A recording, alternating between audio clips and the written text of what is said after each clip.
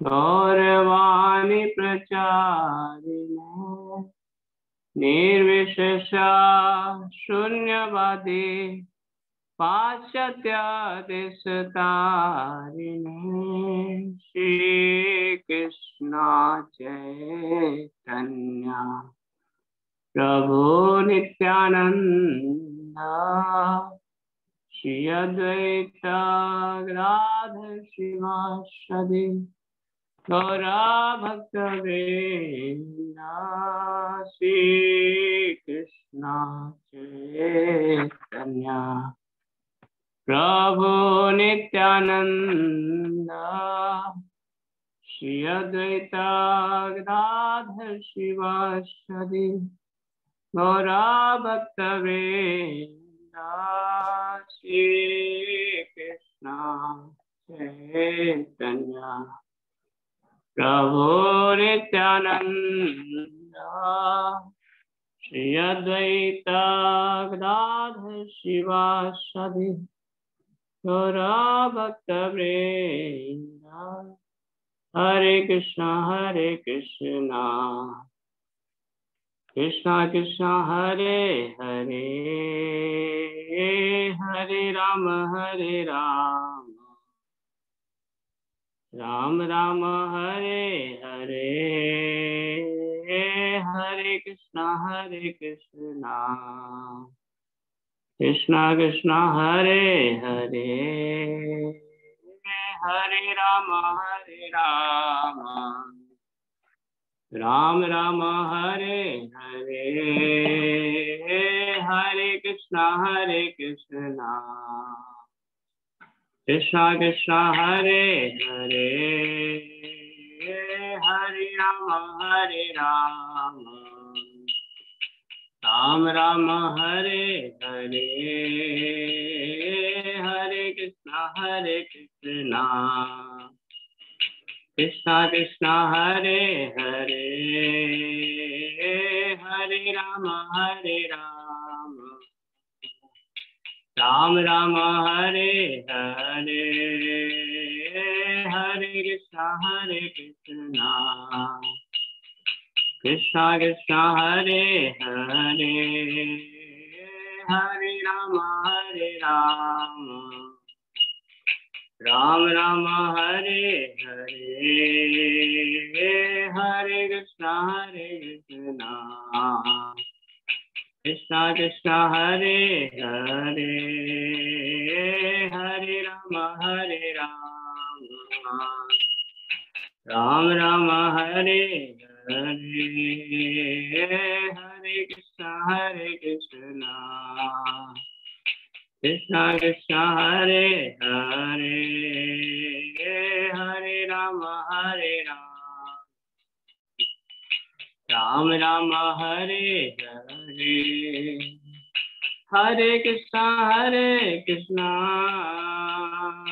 कृष्ण कृष्ण हरे हरे हरे राम राम राम हरे हरे हरे कृष्णा कृष्ण कृष्ण हरे हरे हरे राम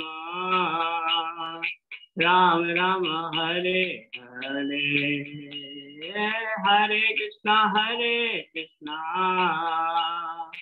कृष्णा कृष्णा हरे हरे हरे राम राम राम हरे हरे हरे कृष्णा कृष्णा कृष्णा हरे हरे हरे राम राम राम हरे हरे हरे कृष्णा कृष्णा कृष्णा हरे हरे हरे राम राम राम हरे हरे हरे कृष्णा कृष्णा कृष्णा कृष्णा हरे हरे, हरे राम राम राम हरे हरे, हरे कृष्णा कृष्ण कृष्ण हरे हरे, हरे राम राम राम हरे हरे, हरे कृष्णा कृष्ण कृष्ण हरे हरे, हरे राम राम राम हरे हरे, जय बोल हरि बोल हरि बोल, हरि बोल जय बोल हरि बोल, हरि बोल जय जय प्रभुपाद प्रभुपाद जय जय प्रभुपाद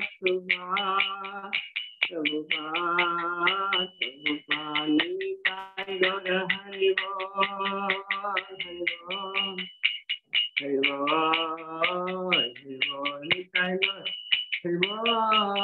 हरि बोल, हरि बोल ताय और प्रेमानंदे हरि हरि बोल।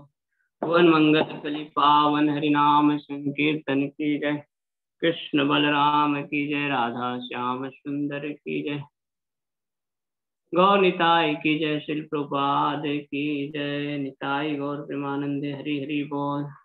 ओम ज्ञानतिमिरन्धस्य ज्ञानञ्जनशलाकया चक्षुर्मिलितं येन तस्मै श्रीगुरुवे नमः। श्रीचैतन्यमनोभीष्टं स्थापितं येन भूतले स्वयं रूप कदा मह्यं ददाति स्वपदान्तिकम्।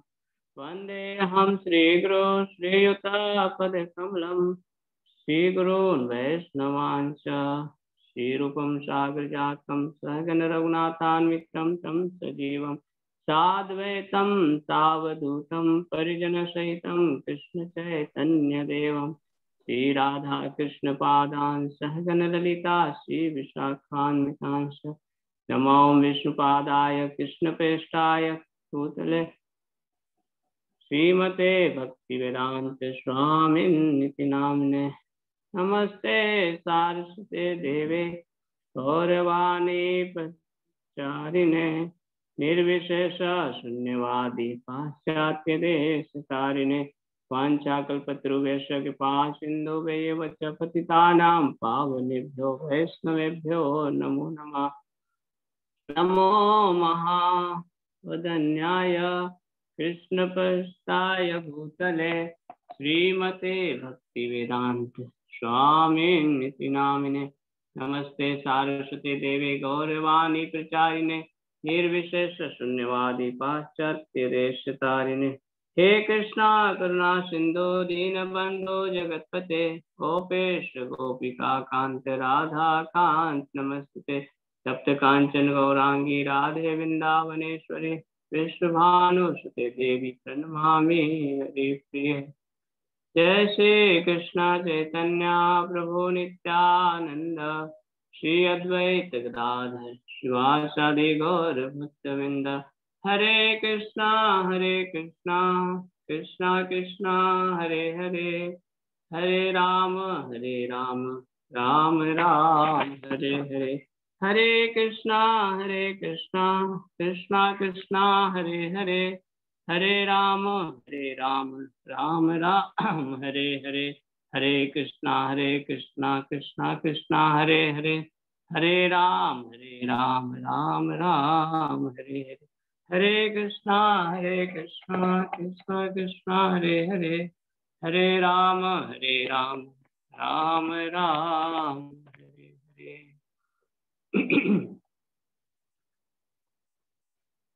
हरे कृष्णा। तो हमने पहले देखा तिलक की महिमा, फिर कंठी माला तुलसी की महिमा के बारे में हमने श्रवण किए। और पिछले बार हमने कहे थे कि हम साधना के बारे में भी चर्चा करेंगे कि किस प्रकार से हमें साधना करना है, अपनी साधना को अच्छी कैसे कर सकते हैं, अपनी दिनचर्या को कैसे सुधार सकते हैं।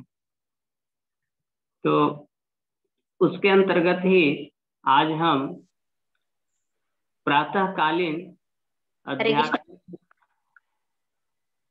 हरे कृष्ण। हाँ, हरे कृष्ण।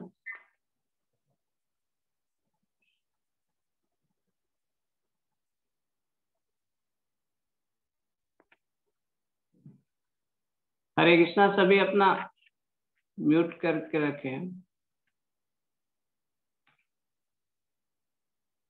हरे कृष्णा, आवाज आ रही है श्रीकांत को?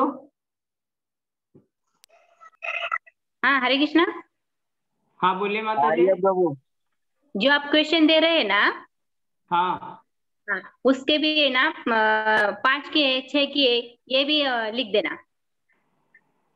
पार्ट नंबर 1 जैसे आप यूट्यूब पर भेजते हैं ना अपने ग्रुप पे, वैसे ही वो किसके 5 पार्ट के है ना, वो क्वेश्चन भी देख देना। वो तो सत्र तो लिख के, कौन से सत्र का है तो लिख के देते हैं।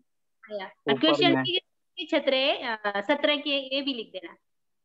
हाँ, वो लिखा हुआ रहता है, आप देखेंगे तो उस पर रहता है लिखा हुआ सत्र कौन से सत्र का है। क्वेश्चन नहीं दिया, इस सत्र के है ना, क्वेश्चन नहीं दिया। आप ग्रुप में सत्र के क्वेश्चन दिया है पर किस सत्र के है ये नहीं दिया, किस सत्र के है ना ये नहीं दिया,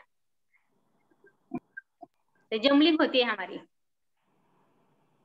ठीक है, आप एक बार चेक कीजिए, उसमें लिखा हुआ तो है सत्र कौन से सत्र का है। हर एक सत्र के उपरांत तो क्वेश्चन डाले जा रहे हैं ना। हरे कृष्णा माता जी, एक मिनट प्रभु। हरे कृष्णा माता जी, वो प्रश्न के ऊपर 5 जून का लिखा हुआ है सत्र के साथ में, आप थोड़ा देखिए ऊपर में, इंग्लिश में भी है और हिंदी में भी लिखा हुआ है।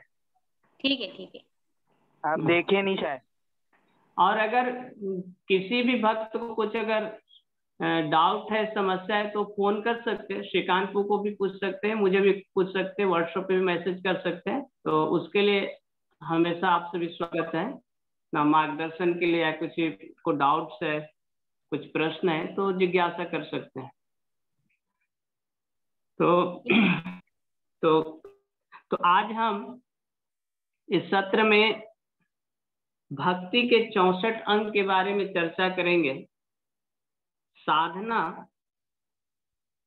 इस प्रकार से, जैसे भगवान जो है साध्य है ना, भगवान को प्राप्त करने का जो साधन होता है और उस साधन को जो किया जाता है उसको साधना कहते हैं। जैसे नाम जप है, भगवान की सेवाएं हैं, भगवान के बारे में श्रवण है, या जो भी हम भक्ति के अंग का पालन करते हैं, प्रत्येक अंग साधना के अंतर्गत आता है। जैसे चैतन्य चैतामृत में कहा गया है कि नित्य नित्य सिद्ध कृष्ण प्रेम साध्य कबू नय, श्रवण आदि शुद्ध चित्ते करहो उदय। नित्य सिद्ध कृष्ण प्रेम साध्य कबू नय, कि कृष्ण के प्रति जो शुद्ध प्रेम है जीवों के हृदय में नित्य स्थापित है। कभी ऐसा नहीं है कि जीव के अंदर भगवान के प्रति प्रेम जो है नहीं रहता है, सदैव है। लेकिन क्या करना है? श्रवण आदि शुद्ध चित्ते करहो उदय। जब हम भगवान के बारे में श्रवण और कीर्तन करते हैं और भक्ति के अंगों का हम पालन करते हैं, तो हमारे हृदय में जो कृष्ण प्रेम जो सूक्ष्म सुप्त अवस्था में या सोए हुए अवस्था में पड़ा हुआ है, पुनः जागृत होता है। जिस प्रकार से प्रभुपाद जी बताते हैं कि लकड़ी के अंदर आग होती है, लेकिन उस आग को बाहर प्रकट करने के लिए बाह्य रूप से उसको आग के संपर्क में लाना होता है। जैसे वो चिंगारी आग के संपर्क में आ जाता है तो लकड़ी के अंदर जो आग है वो प्रकट हो जाते हैं। या दूसरा उदाहरण, एक बार सार्वभौम प्रभु जी बता रहे थे कि गर्मी के दिनों में जमीन के अंदर जो जल रहता है उसका लेयर और नीचे चला जाता है। तो गांव में हैंड पंप होते हैं, तो देखेंगे गर्मी के दिनों में हैंड पंप जो है पानी को छोड़ देता है। तो जब वो पानी से कनेक्शन कट जाता है, लेकिन इसका मतलब नहीं है कि उसके अंदर पानी नहीं है। जमीन के अंदर पानी है, लेकिन ऊपर अभी दिख नहीं रहा या अभी प्राप्त नहीं हो, क्योंकि बीच में कुछ तो गैप हो गया है, कुछ तो वैक्यूम क्रिएट हो गए हैं, हवा भर गया है। तो उस पानी को पुनः ऊपर लाने के लिए ऊपर से पानी डालना पड़ता है और साथ ही उसको हैंडल मारना पड़ता है। नल के जो हैंडल है उसको ऊपर नीचे करना पड़ता है। तो कुछ समय के बाद वो हवा जल जो है, ऊपर का जल नीचे जाता है और बीच में जो वैक्यूम क्रिएट हुए वो वैक्यूम जब ऊपर खींचते हैं तो नीचे का जल भी ऊपर आ जाता है। ठीक उसी प्रकार से हमारे हृदय में हम अनादिकाल से इस भौतिक संसार के भौतिक माया के संपर्क में होने के कारण हमारे ऊपर भौतिक आवरण चढ़ गया है और हम भगवान को भूल गए हैं। मतलब हमारी जो कृष्ण प्रेम है, कृष्ण चेतना है, वो सुप्त अवस्था में, सोए हुए अवस्था में पड़ गई है। लेकिन उसको जगाने के लिए यहाँ पे चैतन्य चरितामृत में बताया गया कि श्रवण आदि शुद्ध चित्ते करहो उदय, कि जब हम भगवान के बारे में श्रवण करते हैं या नौविधा भक्ति का हम पालन करते हैं, या रूप गोस्वामी जो 64 भक्ति के अंग बताए हैं, जब उसका हम बहुत ही सतर्कता पूर्वक, ध्यान पूर्वक अभ्यास करते हैं, उसको निजी जीवन में साधना में उतारते हैं, तो पुनः वो जो है जागृत हो जाता है। जिस प्रकार से प्रहलाद महाराज भी भक्ति के 9 अंग के बारे में चर्चा करते हैं, श्रीमद् भागवतम के 7वें स्कंद के 5वें अध्याय के 23वें श्लोक में बताते हैं कि श्रवणम कीर्तनम विष्णु स्मरणम पाद सेवनम अर्चनम वंदनम दास्यम साक्ष्यम आत्मनिवेदनम, कि हमें भगवान विष्णु के दिव्य पवित्र नाम रूप लीलाओं के विषय में सुनना चाहिए। कीर्तनम, और भगवान के नाम रूप गुण और लीलाओं का, धाम का कीर्तन करना चाहिए। भगवान के नाम का कीर्तन और जप करना चाहिए। स्मरणम, भगवान के चरण कमलों, भगवान की लीलाओं का स्मरण करना चाहिए। पाद सेवनम, भगवान के चरण कमलों की सेवा करनी चाहिए ना। अर्चनम वंदनम दास्यम साख्य आत्मनिवेदनम, षोडशोपचार विधि द्वारा ना, जो मंदिर में विग्रह होते हैं उनके लिए विशेष उपचार होते हैं, लेकिन घर में भी जो हम उपचार करते हैं ना, भगवान को फूल चढ़ाना, दीप दिखाना, जल अर्पित करने, वस्त्र अर्पित करना, हवा अर्पित करना, चामर सब दिखाते हैं, या विभिन्न प्रकार से हम अभिषेक करते हैं, उनका श्रृंगार करते हैं, वो सभी अर्चनम के अंतर्गत ही आ जाता है। तो भगवान की पूजा करना, फिर वंदनम, भगवान से प्रार्थना करना, अलग अलग भगवान को स्तुतियों के द्वारा, प्रार्थनाओं के द्वारा उनको प्रसन्न करना। दास्यम, मतलब भगवान की दासता को स्वीकार करना, भगवान की सेवा करना। हे प्रभु, मैं आपका दास हूँ, आप मेरे स्वामी हैं। तो इस दास भाव में, जिस प्रकार से वैकुंठ में भक्त लोग भगवान के दास भाव में सेवा करते हैं, उस भाव में सेवा करना। और साक्ष्यम आत्मनिवेदनम, भगवान को सर्वश्रेष्ठ मित्र के रूप में मानना, कि भगवान ही हमारे परम मित्र है, वही हमारे अपने हैं। मतलब भगवान को अपना मानना, मित्र मानना, सखा मानना, अपना संबंधी मानना, ये साक्ष्यम के अंतर्गत आते हैं। जैसे अर्जुन ने भगवान को मित्र माने थे। और आत्मनिवेदनम, मतलब सर्वस्व भगवान को न्यौछावर करना, मन से, वाणी से और कर्म से, मतलब भगवान को सब कुछ न्यौछावर करके उनकी निस्वार्थ भाव से सेवा करना। इति पुंसाम कुसार पिता विष्णु भक्ति लक्षणा 9 लक्षणा क्रिएट भगवत यदा तन्मय अधियुक्तम, कि जिस किसी ने इन 9 विधियों द्वारा कृष्ण की सेवा में अपना जीवन अर्पित कर दिया है उससे ही सर्वाधिक विद्वान व्यक्ति मानना चाहिए, क्योंकि उसने पूर्ण ज्ञान प्राप्त कर लिया है। यहाँ पे प्रहलाद महाराज बता रहे हैं कि जिन्होंने भगवान को सब कुछ अर्पित करके भगवान की सेवा में अपने को न्यौछावर कर दिया है, वही इस जगत में सबसे सर्वाधिक विद्वान है। इसी प्रकार के आता है कि कलयुग में विद्वान कौन है ना, कि कृष्ण वर्णम पिशा कृष्णम सांगोपांगास्त पार्षदम यज्ञ संकीर्तन प्राय यजंति ही सुमेधसाम, कि जो कलयुग में कृष्ण वर्णम पिशा कृष्णम, भगवान कृष्ण जो है उनका वर्ण सांवला है, लेकिन कलयुग में गोरे कलर में स्वर्ण कलर में भगवान अवतरित होंगे अपने पार्षदों के साथ और संकीर्तन करेंगे। और जो कलयुग में भगवान चैतन्य महाप्रभु द्वारा स्थापित इस संकीर्तन यज्ञ में भाग लेगा, यजंति ही सुमेधसाम, वही जो है सबसे विद्वान इस कलयुग का जीव है। तो यहाँ पे प्रहलाद महाराज बोल रहे हैं कि वही विद्वान है जो भगवान की भक्ति कर रहे हैं। तो रूप गोस्वामी ने भक्ति के 64 अंग, जैसे यहाँ पे प्रहलाद महाराज ने 9 अंग के बारे में चर्चा कर रहे हैं कि इसको अगर अच्छी तरह से संपन्न किया जाए तो हम साध्य को प्राप्त कर सकते हैं।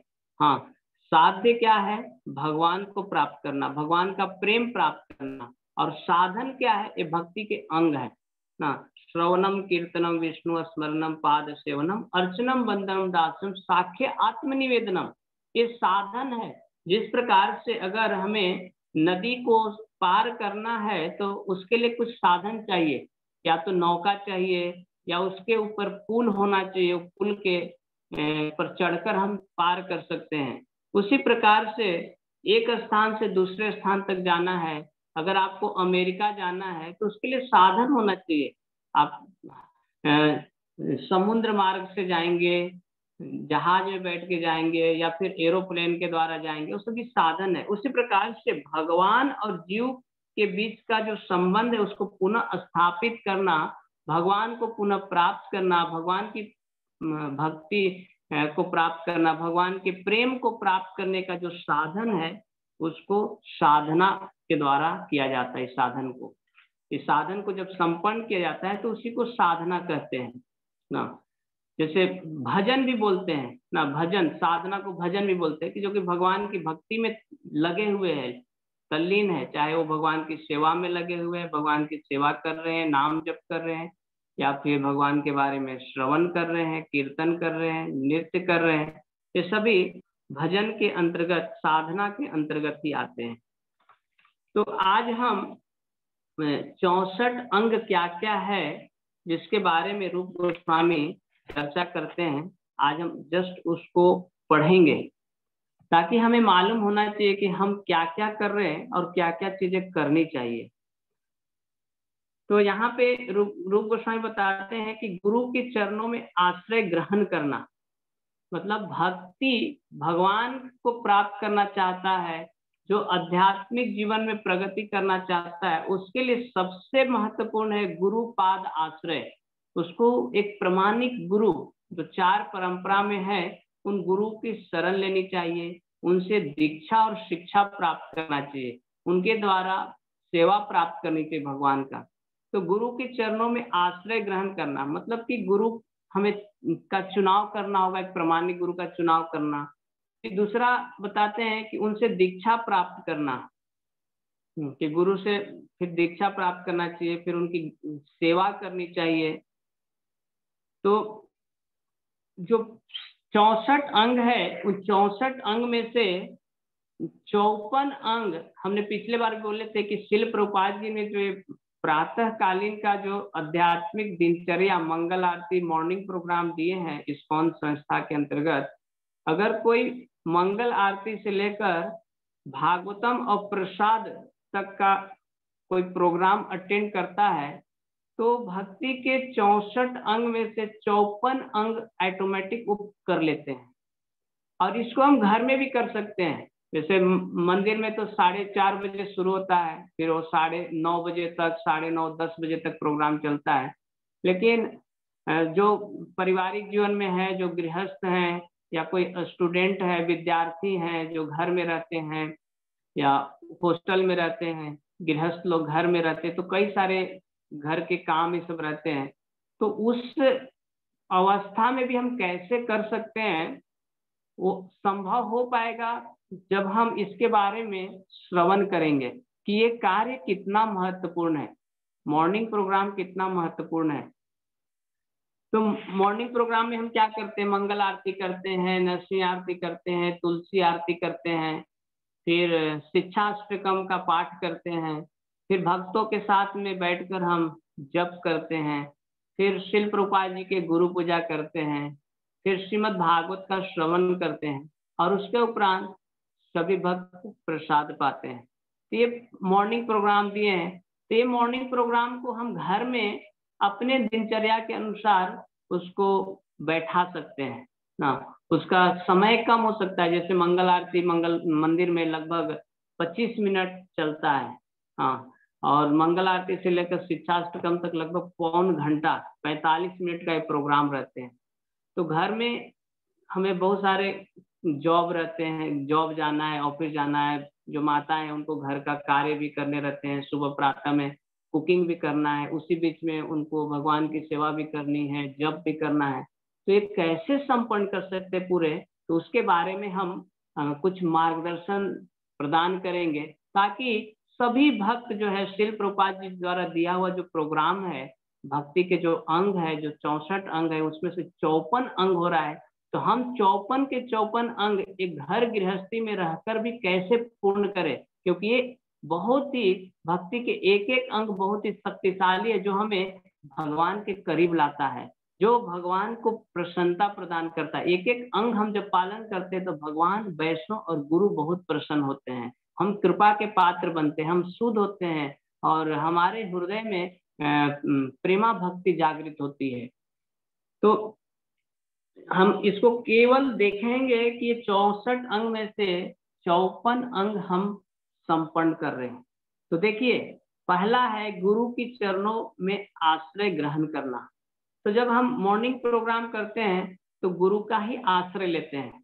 हम शुरू में क्या करते हैं, संसारे दावा नलली धलोका प्राणाय कारुण्य प्राप्तस्य कल्याण गुणानवश्य वंदे गुरु श्री चरणारविंदम। हम प्रार्थना करते हैं गुरु से कि हे गुरुदेव, ये संसार, ये जगत एक दावानल के समान है। सभी जीव जो है माया द्वारा, प्रकृति के 3 गुण द्वारा, हाँ, आदि दैविक, आदि भौतिक, आदि आध्यात्मिक रूपी ताप और इस कड़ाही में भूंजे जा रहे हैं, जन्म मृत्यु के चक्र रूपी कष्ट में भूंजे जा रहे हैं। तो आप हमें कृपा कीजिए, जिस प्रकार से जंगल में आग लग जाता है तो बारिश के द्वारा उसको बुझाया जाता है, ठीक उसी प्रकार से आप ज्ञान रूपी बारिश से हमारे संसार के ताप को, दावानल को समाप्त कीजिए। हम गुरु की चरणों का आश्रय लेते हैं, उनकी प्रार्थना करते हैं, उनका गुणगान करते हैं। फिर दूसरा है कि उनसे दीक्षा प्राप्त करना। तो मॉर्निंग प्रोग्राम में तो दीक्षा नहीं, दीक्षा तो जीवन में एक बार ही प्राप्त होते हैं। तो आप गिनिएगा कि कितने हो रहे, हाँ, 64 में से कितने अंग हम पालन कर रहे हैं मॉर्निंग प्रोग्राम करने में। तो पहला हमने किया, दूसरे जो है उनसे दीक्षा प्राप्त करना। तो ये मॉर्निंग प्रोग्राम में दीक्षा नहीं प्राप्त करते हैं, तो इसको माइनस कीजिएगा। फिर तीसरा है गुरु की सेवा करना। तो गुरु की सेवा 2 प्रकार से होती है, एक वपु सेवा होती है और एक वाणी सेवा होती है।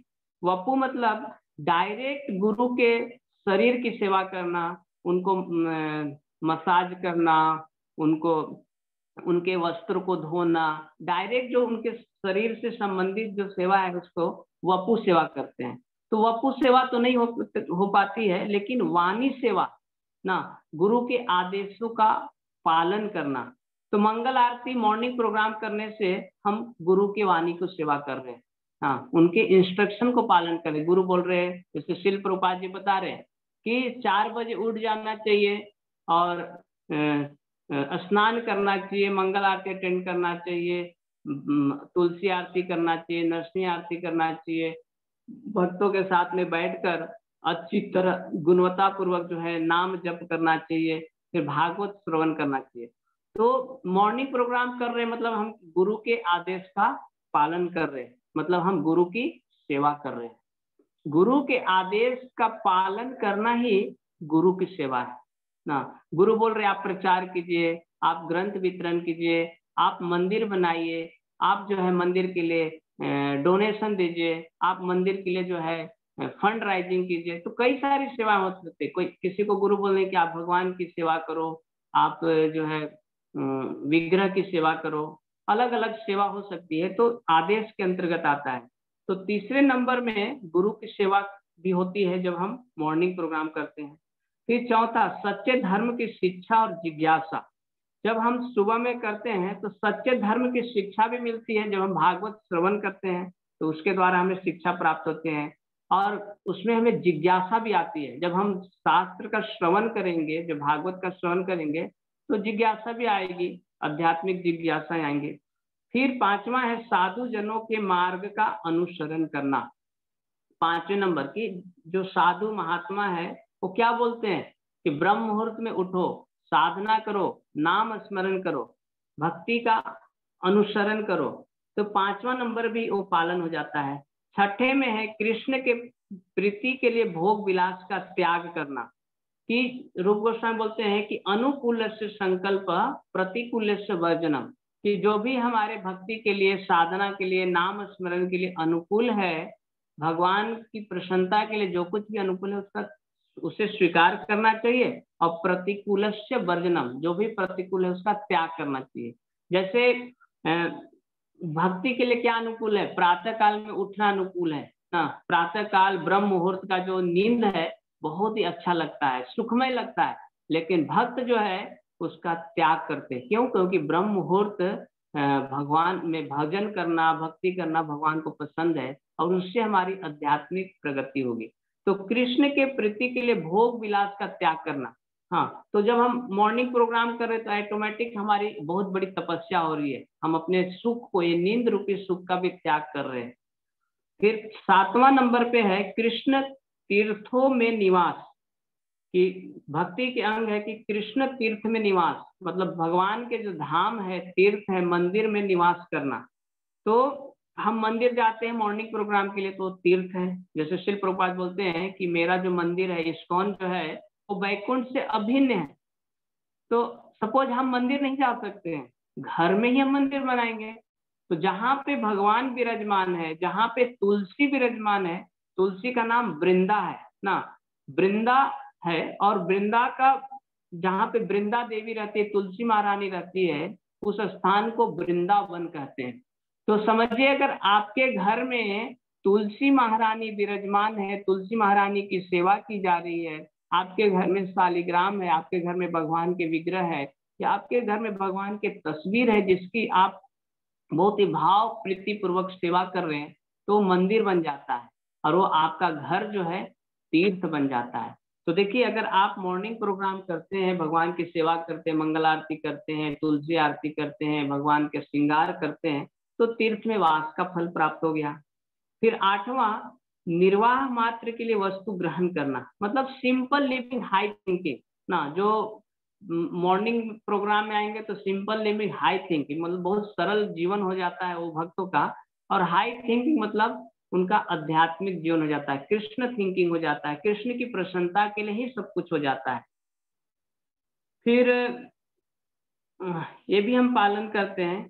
फिर एकादशी उपवास। एकादशी उपवास तो महीने में 2 बार ही आता है। अगर हम तो इसका मॉर्निंग प्रोग्राम से कुछ संबंध तो नहीं लग रहा है क्योंकि डेली नहीं आ रहे हैं, लेकिन फिर भी जब हम जो भक्त मंदिर आते हैं, मॉर्निंग प्रोग्राम करते हैं, तो इस भक्ति में गंभीर हो जाते हैं। फिर एकादशी व्रत करना, उपवास करना, वो सभी में बहुत गंभीर हो जाते हैं। फिर 10वें नंबर पे है आंवला, पीपल, विप्र और वैष्णव का सम्मान करना। ऐसे 5 वृक्ष है जिसको दिव्य वृक्ष कहते हैं। जैसे आंवला का वृक्ष, पीपल का वृक्ष, फिर तुलसी वृक्ष, फिर नीम का वृक्ष और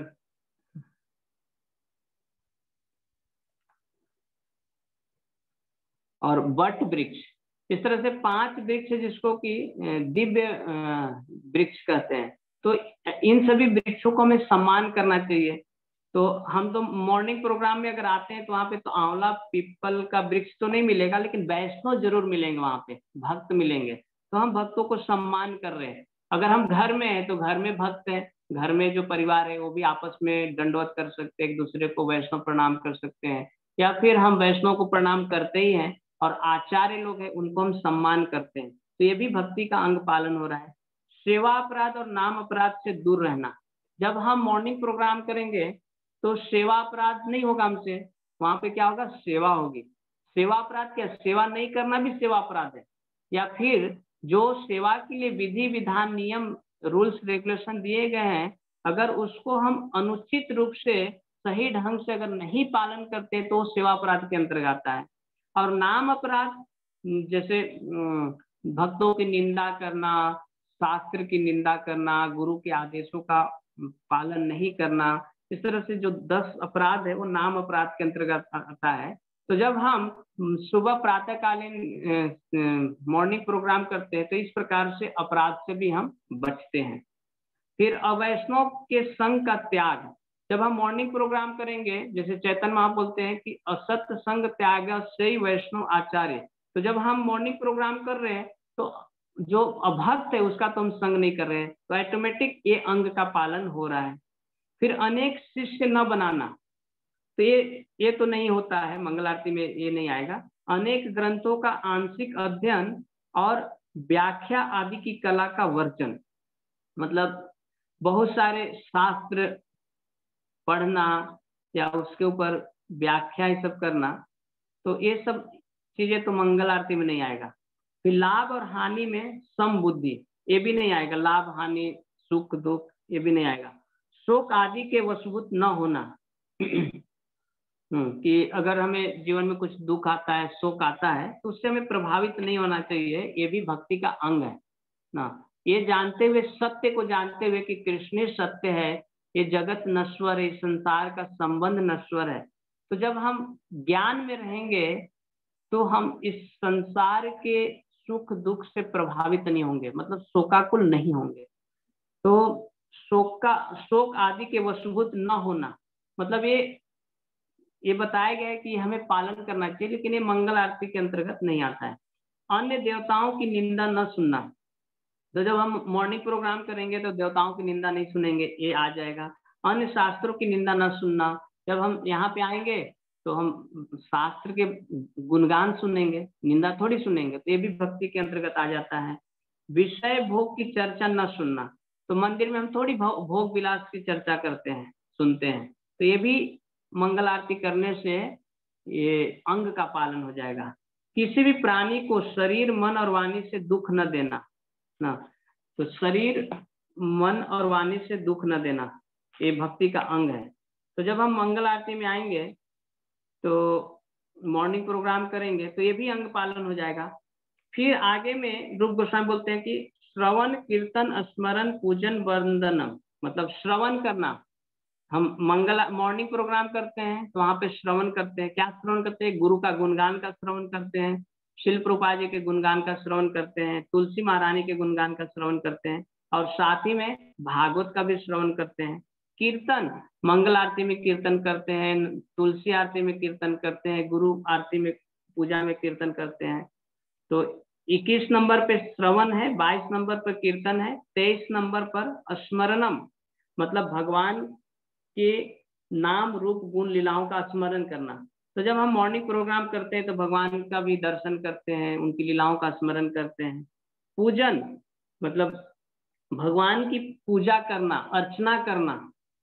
तो इसको हम कैसे समझ सकते हैं? कोई अगर मंगल आरती गया है, अटेंड कर रहा है, तो वहां पे तो केवल एक पुजारी है जो कि भगवान को आरती करते हैं, लेकिन बाकी जो भक्त वहां पे उपस्थित हैं वो तो पूजा नहीं कर रहे हैं।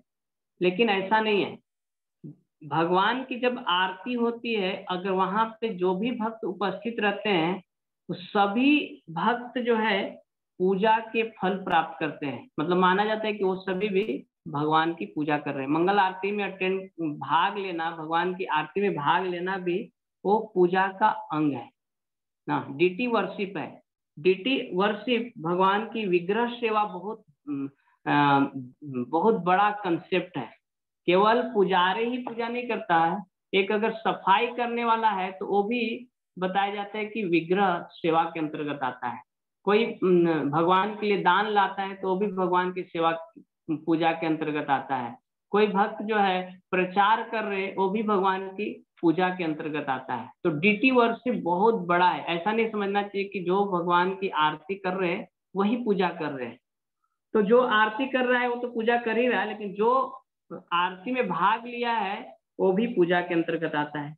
फिर 25 नंबर में वंदना करना, भगवान से वंदना करना कि प्रभु आप हमारे स्वामी हैं, मैं आपका दास हूँ, आप मुझे अपनी सेवा में लगाइए, मुझे अपना दास बना लीजिए, हमारे अंदर जो अवगुण है उसको दूर कीजिए, मेरे हृदय में अपनी प्रेमा भक्ति प्रदान कीजिए, मुझे भक्तों की सेवा प्रदान कीजिए, मुझे ऐसी शक्ति दीजिए जिससे मैं अपनी गुरु की अच्छी तरह से सेवा कर सकूं, मुझे ऐसी भक्ति दीजिए, नाम में रुचि दीजिए जिससे कि मेरी भक्ति को देखकर, मेरी सेवा को देखकर गुरु और वैष्णव प्रसन्न हो। इस प्रकार से वंदना हम कर सकते हैं, भगवान के बारे में स्तुतियां कर सकते हैं। परिचर्या, पूजनम अर्चनम। फिर 26 नंबर पे है परिचर्या। फिर 27 नंबर पे है दास्य, मतलब भगवान की दासता स्वीकार करना। 28 नंबर पे साख्य, भगवान की मित्रता स्वीकार करना। और 29 नंबर पे आत्मनिवेदन, मतलब भगवान को सब कुछ समर्पित करना। तो ये सभी जब हम मंगल आरती अटेंड करते हैं तो ऑटोमेटिक वो हो जाता है ना। साख्य मतलब हम भगवान से मित्रता करें, अपना भगवान को मान रहे हैं। हाँ, आत्मनिवेदन मतलब कि हम जब भगवान को दंडवत करते हैं, प्रणाम करते हैं, प्रार्थना करते हैं, या फिर भगवान के संकीर्तन में हम हाथ ऊपर करके नाचते हैं, कीर्तन करते हैं, तो सभी आत्मनिवेदन मतलब हम सब कुछ भगवान को अर्पित कर रहे हैं। प्रभु मैं आपका हूँ, सरेंडर हो गया हूँ, ये आत्मनिवेदन के अंतर्गत आता है। फिर 30 नंबर पे श्री विग्रह के सामने नृत्य करना। हम जब मॉर्निंग प्रोग्राम करते हैं तो नृत्य करते ही हैं। फिर 31 नंबर पे गीत, मतलब भगवान की प्रसन्नता के कुछ गीत गाना, जैसे गोविंद गीत है या ब्रह्म संहिता है। इस तरह से जैसे दर्शन आरती होता है तो उसमें ब्रह्म संहिता गाए जाते हैं। तो इस प्रकार से गीत गाना, भगवान की गुणगान करना। फिर 32 नंबर पे है विज्ञप्ति, अर्थात अपने भावों को भगवान के सम्मुख करना। मतलब अपनी जो भावनाएं हैं वो भगवान को बताना चाहिए। अपने अंदर जो दोष है, अनर्थ है, या हम कुछ भगवान के लिए करना चाहते हैं, वो सब हम भगवान को बता सकते हैं। फिर 33 नंबर पे दंडवत प्रणाम करना, तो मंदिर में हम करते ही हैं। फिर 34 नंबर पे है अभ्युत्थान, अर्थात भगवान या भक्त पधार रहे हो तो उठकर खड़े होना या आगे बढ़कर सम्मान करना। जैसे यहाँ पे 34 नंबर पे ये बताया जा रहा है कि जैसे भगवान के उत्सव के लिए भगवान को हम लेकर आते हैं, स्टेज पे लाते हैं, उनको अभिषेक के लिए बाहर निकालते हैं। जैसे हमने भगवान को देखा उसी समय हमें क्या करना चाहिए, प्रणाम करना चाहिए आदर स्वरूप। या कोई भक्त है तो उनको आदर स्वरूप करना चाहिए प्रणाम। कोई वरिष्ठ है, सन्यासी है, तो उनको दंडवत प्रणाम करना चाहिए। या कोई भक्त आए, अगर हम बैठे हुए तो सम्मान के लिए खड़ा हो जाना चाहिए, बैठे नहीं रहना चाहिए ना। और कोई वरिष्ठ भक्त है, अगर वो जा रहे हैं तो उनके पीछे पीछे सम्मान के लिए चलना चाहिए। तो सम्मान भाव जो है इसमें प्रधान है। तो 34 नंबर का जो अंग है ये मॉर्निंग प्रोग्राम में हो जाता है, क्योंकि हम देखते हैं प्रभुपाद जी को फिर हम गुरु पूजा के लिए लाते हैं तो हम दंडवत करते हैं, उनकी आरती करते हैं। फिर 35 नंबर अनुब्रजा, अर्थात भक्त या भगवान यात्रा कर रहे हो तो पीछे पीछे कुछ दूर तक जाना। कि अगर वरिष्ठ भक्त है या भगवान की यात्रा, पालकी निकलती है, रथ यात्रा निकलता है, तो उसके पीछे पीछे चलना चाहिए। तो ये उत्सव की बात है, तो ये तो मंगल आरती में मॉर्निंग प्रोग्राम में नहीं आएगा। फिर 36 है तीर्थ या मंदिर में गमन। तो हम मॉर्निंग प्रोग्राम के लिए मंदिर जाते हैं तो मंदिर या तीर्थ में गमन के समान ही हो गया। फिर परिक्रमा, मंदिर की परिक्रमा, विग्रह की परिक्रमा करते हैं, तुलसी की परिक्रमा करते हैं 37 नंबर पे। 38 में स्तव पाठ। स्तव पाठ मतलब कि कुछ भगवान की स्तुतियां करना, कुछ पाठ करना। कुछ भक्त जो है भागवत का पाठ करते हैं, गीता का पाठ करते हैं, ब्रह्म संहिता का पाठ करते हैं, या गजेंद्र मोक्ष का पाठ करते हैं, कुछ लोग गोपी गीत का पाठ करते हैं। तो इस प्रकार से स्तव पाठ करना। तो हम लोग भी मॉर्निंग प्रोग्राम में कौन से पाठ करते हैं? सबसे बड़ा पाठ करते हैं, शिक्षाष्टकम का पाठ करते हैं। चेतो दर्पण मार्जनम भव महादावाग्नि निर्वापनम। तो ये पाठ है, तो ये भी पालन हो जाता है, स्तव पाठ भी हम लोग करते हैं। फिर 39वां नंबर पे है जप करना। तो मॉर्निंग प्रोग्राम में सबसे बड़ा इम्पोर्टेंट जो पार्ट है नाम जप है। 16 माला जो है भक्त लोग बैठकर हरे कृष्णा कृष्णा कृष्णा हरे हरे, हरे राम राम राम हरे हरे। फिर 40 नंबर पे है संकीर्तन, कि भगवान के नाम का संकीर्तन करना या भगवान के लीलाओं का संकीर्तन करना। तो वो भी हो जाता है जब हम मॉर्निंग प्रोग्राम अटेंड करते हैं, या तो भागवत संकीर्तन होता है या फिर नाम का संकीर्तन होता है, उसमें हम भाग लेते हैं। फिर 41 नंबर पे भगवान को निवेदित माला, धूप और गंध ग्रहण करना। मतलब भक्ति का अंग है, बहुत बड़ी शक्ति होती है कि भगवान को अर्पित जो दीप है, तो दीप को हमें बहुत ही आदर पूर्वक लेना चाहिए, क्योंकि वो दीप लेने से हमारे हृदय के जितने भी, वो दीप जो है उजाला प्रकाश का प्रतीक होता है, और जितने भी हमारे हृदय के अंदर जो अज्ञान रूपी अंधकार है वो दूर होते हैं। हमारे अंदर जितने अनर्थ है वो दीप रूपी इसमें अग्नि में वो जलकर भस्म हो जाता है, हमारे अंदर का अनर्थ। तो उसको बहुत ही आदर से लेना चाहिए, सर को लगाना चाहिए, हृदय को लगाना चाहिए और प्रार्थना करना चाहिए कि प्रभु हमें अज्ञान से मुक्त कीजिए, मेरे अंदर जो अनर्थ है उसको नष्ट कीजिए, इस तरह से।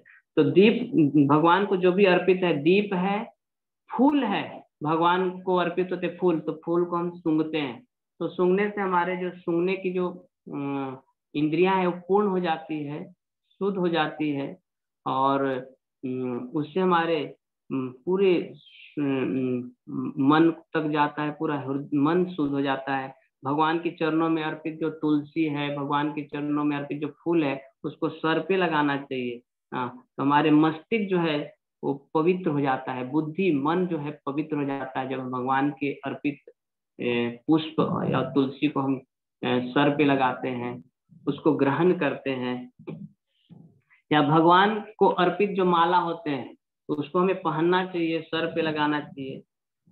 और गंध, धूप गंध है, सेंट हम भगवान को अर्पित करते हैं तो उसको भी भक्त लोग लगाते हैं, सूंघते हैं।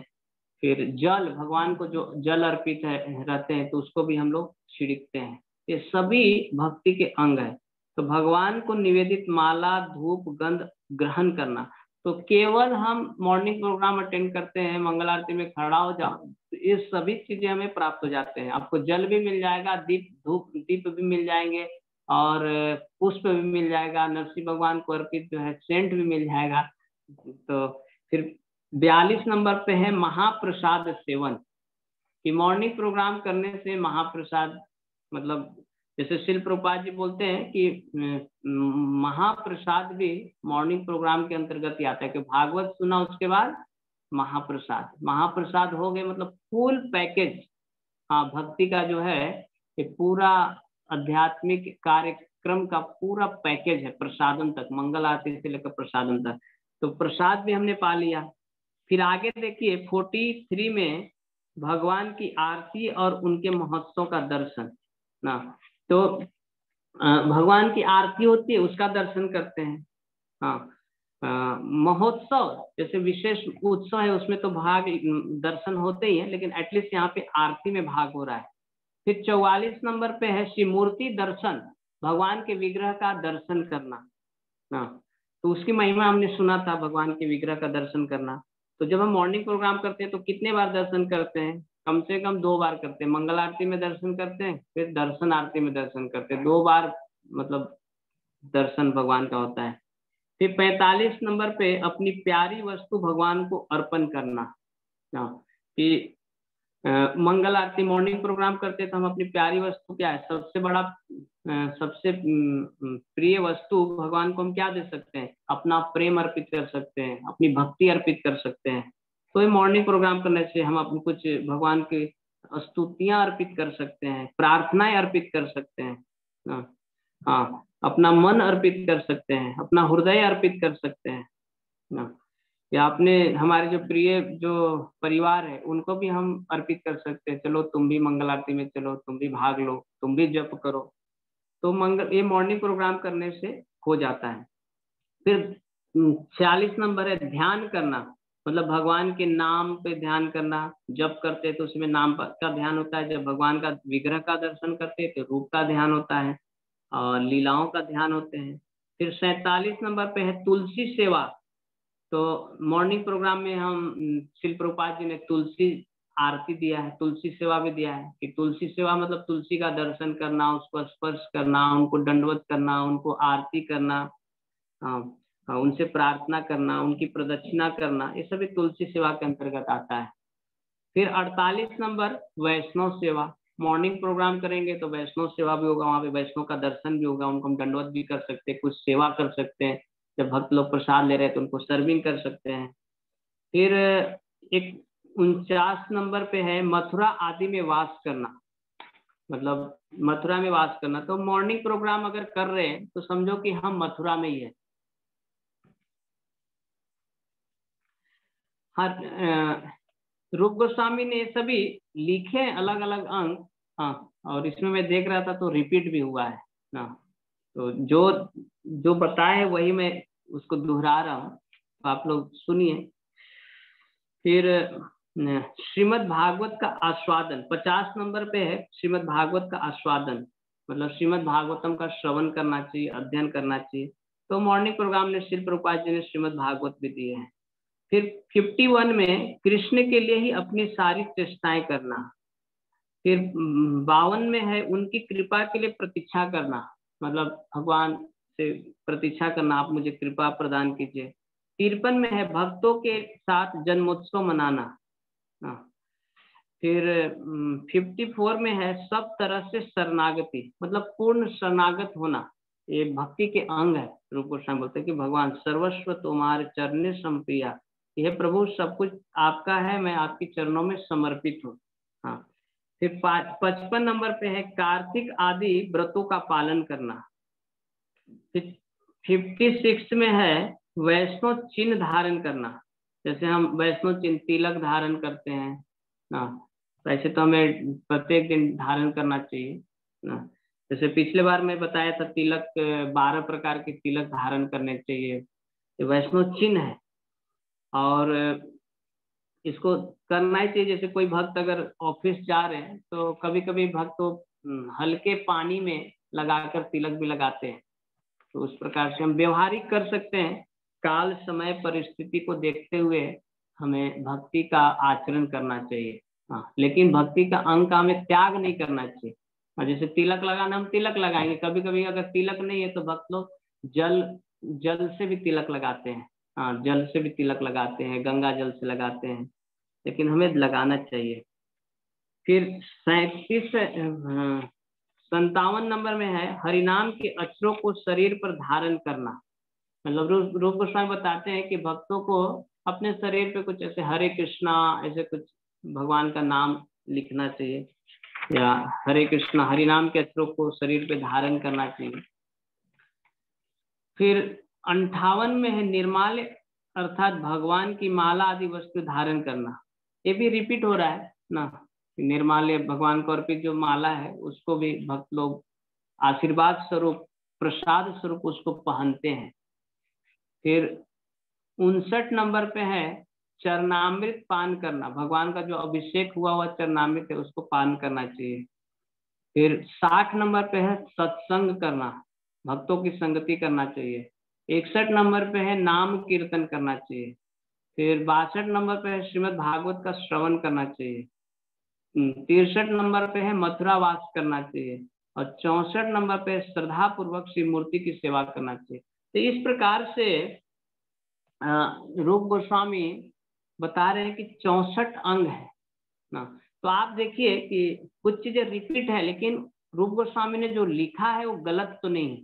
हाँ, उसका अर्थ मीनिंग किस संदर्भ में क्या होता है ना, उसको डिटेल में हम बाद में एक एक का चर्चा करेंगे। लेकिन जस्ट मैं मॉर्निंग प्रोग्राम प्रातःकालीन जो शिल प्रभुपाद जी ने जो आध्यात्मिक कार्यक्रम इस्कॉन संस्था में दिए हैं वो कितना महत्वपूर्ण है, उसके ऊपर बल देने के लिए, उसकी महिमा और इसका इम्पोर्टेंस को बढ़ाने के लिए हम इसके बारे में चर्चा की कि रूप गोस्वामी ने जो बताए हैं ये 64 अंग दिए हैं।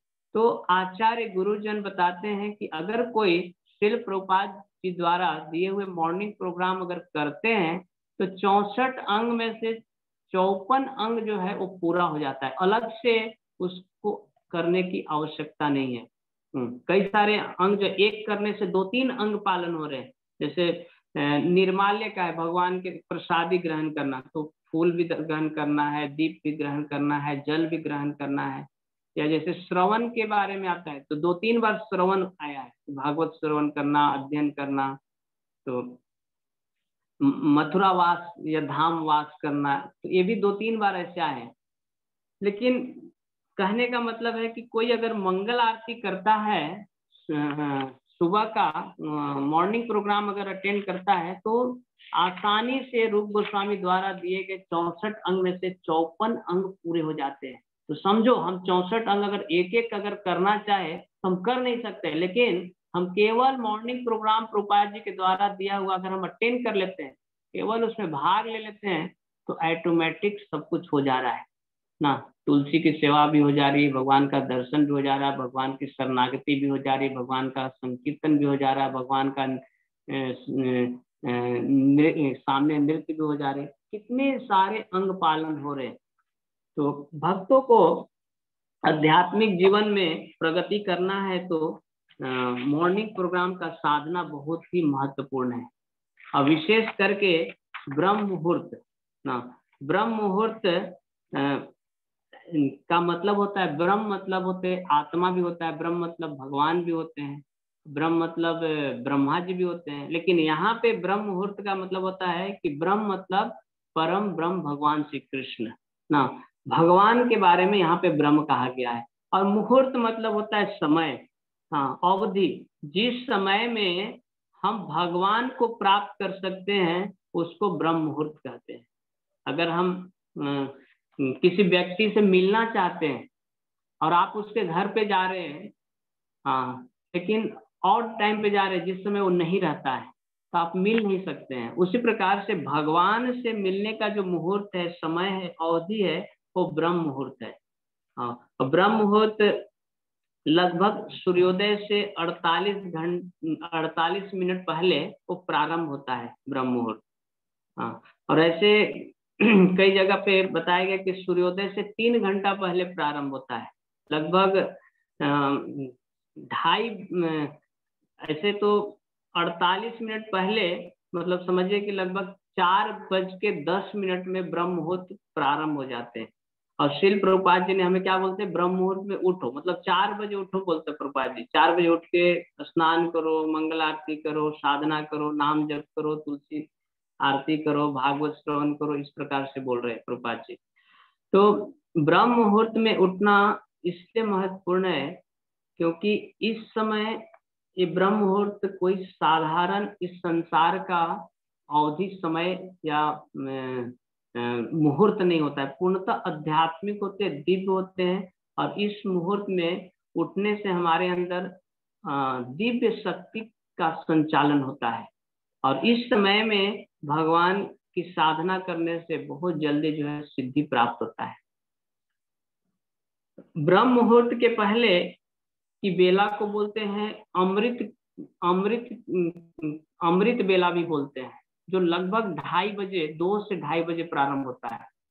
तो कई सारे जो आप वृंदावन में देखेंगे, वृंदावन के जो 6 गोस्वामी हैं, वो सभी लोग 2 बजे उठ जाते थे। 2 बजे उठकर नाम स्मरण करना और भगवान का स्तुतियां करना प्रारंभ करते थे। अगर आप धाम में जाएंगे, चित्रकूट जाएंगे, अयोध्या जाएंगे, वृंदावन में जाएंगे, तो वहाँ पे देखेंगे कि आज भी कई सारे भक्त जो है 3 बजे उठते हैं, 2 बजे उठते हैं ना, 4 बजे तो उठ ही जाते हैं सभी लोग ना। जितने भी साधु मतलब जो ब्रह्म मुहूर्त में उठ जाए ना, उनको साधु बोलते हैं।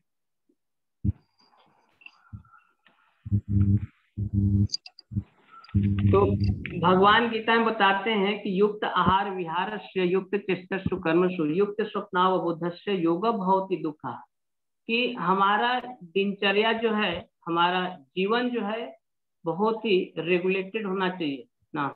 युक्त आहार विहार मतलब हमारा रहन सहन खान पान सभी संतुलित होने चाहिए ना। अगर ऐसा नहीं रहेगा तो हमारा जीवन में सुख नहीं मिलेगा, दुख केवल मिलेंगे।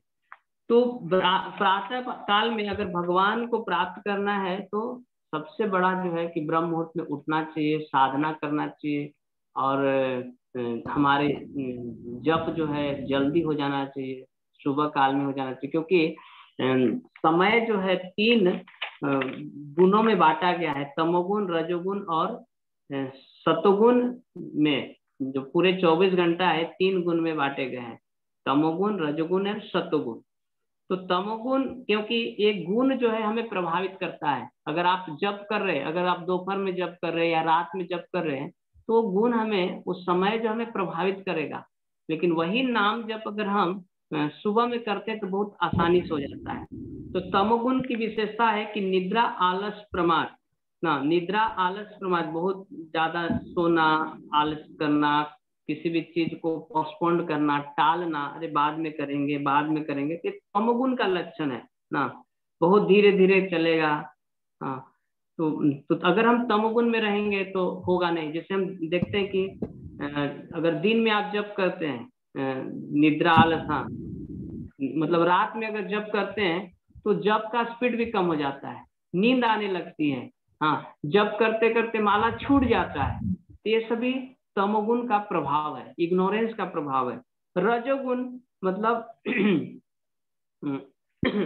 रजगुण मतलब कि मोड्स ऑफ पैशन, बहुत हमारे अंदर जो ना भाग दौड़ और रजगुण प्रवृत्ति रहेगा। और इसमें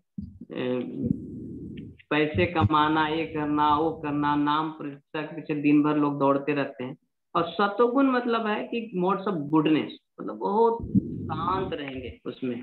हाँ, सुखम ज्ञानम, और सतोगुण में जो लोग रहते हैं वो बहुत सुखी रहते हैं और ज्ञानी होते हैं। एक जो राजा होते हैं तो राजा को राजर्षि कहते हैं। हाँ, कि राजा जो है एक ऋषि द्वारा मार्गदर्शित होते हैं, इसलिए उनको राजर्षि कहते हैं। तो हमारे अंदर भी वो रजोगुण तो है, राजा मतलब रजोगुण। हाँ, लेकिन वो रजोगुण जो है एक ऋषि के द्वारा, सतगुण के द्वारा जो है वो मार्गदर्शन किया जाता है, तो राजर्षि बनते हैं। और वो उनके द्वारा जो कार्य किए जाते हैं वो बहुत अच्छा होता है। एक नदी है, बाढ़ आ जाती है तो बाढ़ जो है विनाश करता है ना, लेकिन वही बाढ़ को अगर बांध बनाकर रोक दिया जाए तो उसके जल के द्वारा हम बहुत अच्छे कार्य कर सकते हैं। ठीक उसी प्रकार से हमारे अंदर जो रजोगुण है, तमोगुण है, उसको अगर हम अच्छे मार्गदर्शन के द्वारा अगर अच्छी दिशा दे तो हम बहुत अच्छी तरह से साधना और भक्ति कर सकते हैं ना।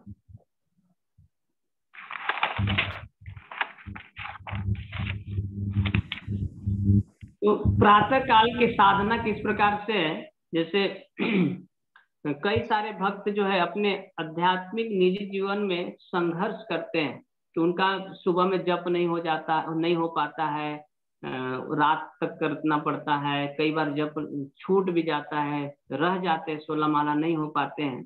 तो इस प्रकार के जो समस्याएं हैं उसको समाधान करने के लिए हमें क्या करना चाहिए? क्योंकि प्रातः काल की जो साधना किस प्रकार से, जैसे आप एक बर्तन लो और उस बर्तन में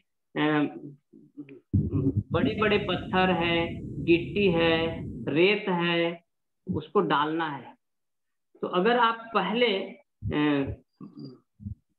छोटे रेत डालेंगे, फिर उसके बाद गिट्टी डालेंगे और उसके बाद फिर पत्थर डालेंगे, तो आप जो है ना सभी चीज को डाल नहीं पाएंगे, वो पत्थर रह जाएगा। लेकिन अगर सबसे पहले आप बड़ा पत्थर डालते हैं उस बर्तन में, उसके बाद उससे छोटा डालते हैं, फिर उसके बाद रेत डालेंगे, तो कम जगह में कम कंटेनर का जो भी कैपेसिटी रहेगा, उसी पात्र में आप ज्यादा चीजें डाल सकते हैं।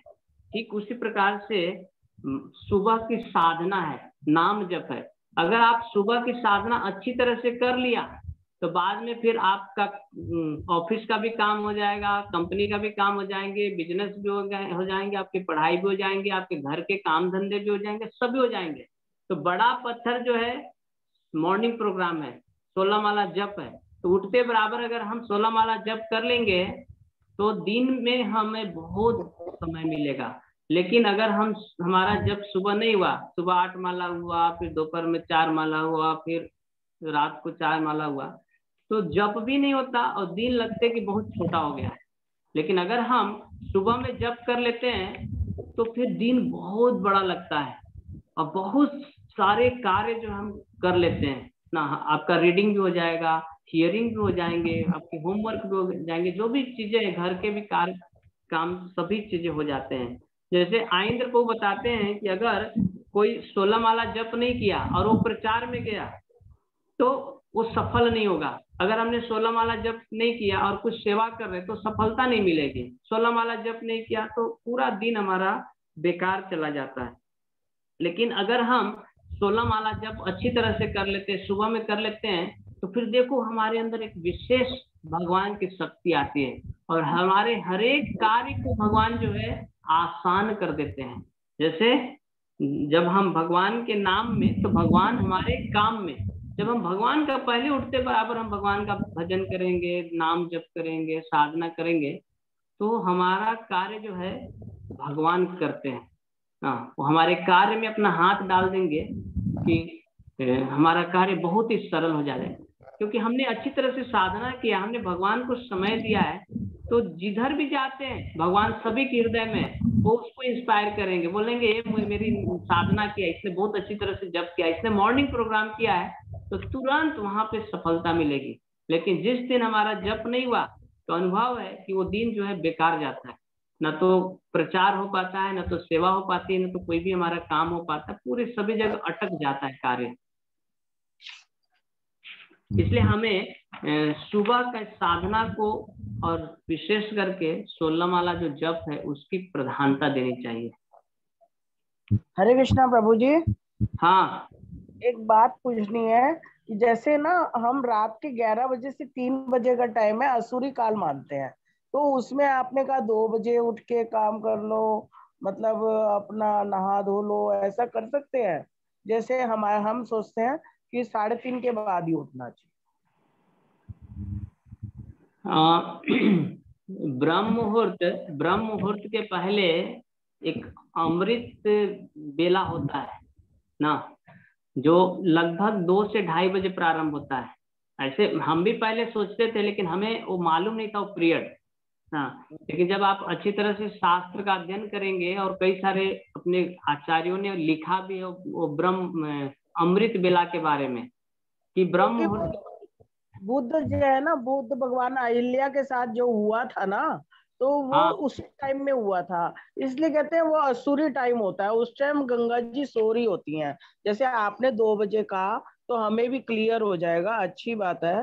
तो अगर हम जल्दी, जैसे कई बार नींद नहीं आती, वैसे तो हम सो ही जाते हैं, किसी दिन नींद नहीं आती, तो उस समय के लिए पूछ।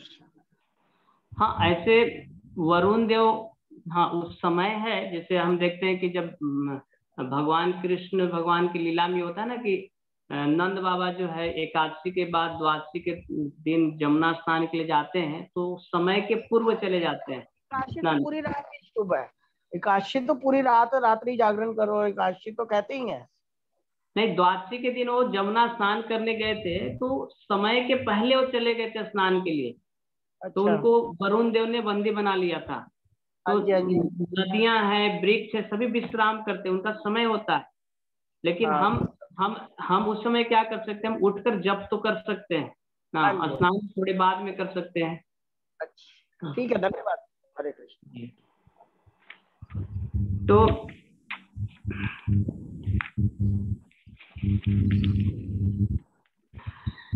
तो हमें भगवान के धाम जाना है तो ये साधना बहुत ही महत्वपूर्ण है। और ये साधना किस प्रकार से, जैसे हम एक जगह से दूसरी जगह, एक देश से दूसरे देश जाना है तो वीजा पासपोर्ट बनाना पड़ता है।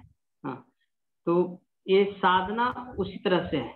हाँ, कि हम जो है साधना करके हम भगवान के पास पहुंच सकते हैं।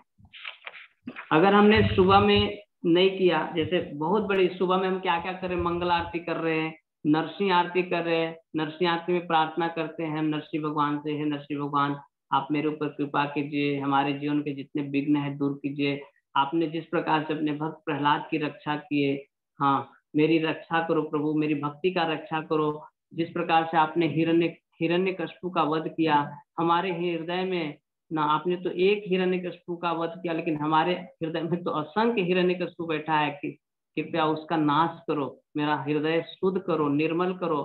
हाँ, और जितने भी आपकी भक्ति में विघ्न है वो दूर कीजिए। तो ये सभी प्रार्थना का अवसर मिलता है। तुलसी आरती में हम प्रार्थना करते हैं, शिक्षाष्टक में प्रार्थना करते हैं, सभी के भक्तों के बीच में नाम जप करते हैं। हम घर में भी नाम जप कर सकते हैं ना, अगर कोई भी नहीं है अपने परिवार के साथ कर सकते हैं, अगर वो परिवार वाले भी नहीं है तो हम भगवान के विग्रह के सामने कर सकते हैं, तुलसी महारानी के सामने हम कर सकते हैं, वहां पे तुलसी महारानी को विराजमान करके उनके सम्मुख कर सकते हैं।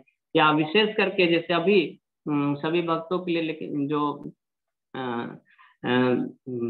परम पूज्य लोकनाथ स्वामी महाराज जी ने लगभग 2-2.5 साल से डेली जो है जूम के द्वारा सभी भक्तों को संग देते हैं। जूम के द्वारा जो है नाम, गुरु महाराज जी जो है नाम जप करते हैं, तो हम उसमें अटेंड कर सकते हैं। क्योंकि बताया गया है कि एक तो समय है ब्रह्म मुहूर्त का जप, उसकी जो शक्ति रहेगा, उसका जो फल रहेगा, जो डायरेक्ट कनेक्शन हो जाएगा ना, वो अन्य समय में वो ध्यान नहीं लग सकता है, वो फल नहीं मिल सकता है। ठीक उसी प्रकार से एक शुद्ध भक्तों के संग में जप करना, वैष्णव के संग में करना, या फिर तुलसी महारानी के सानिध्य में करना, या जो भक्त जो हरि नाम में निष्ठा प्राप्त है, ऐसे गुरु आचार्य के सम्मुख जो जप करना, उसका अलग ही प्रभाव होता है। तो लगभग महाराज जी 5:30 बजे जब प्रारंभ करते हैं, तो सभी भक्त तो महाराज जी के साथ में जप कर सकते हैं।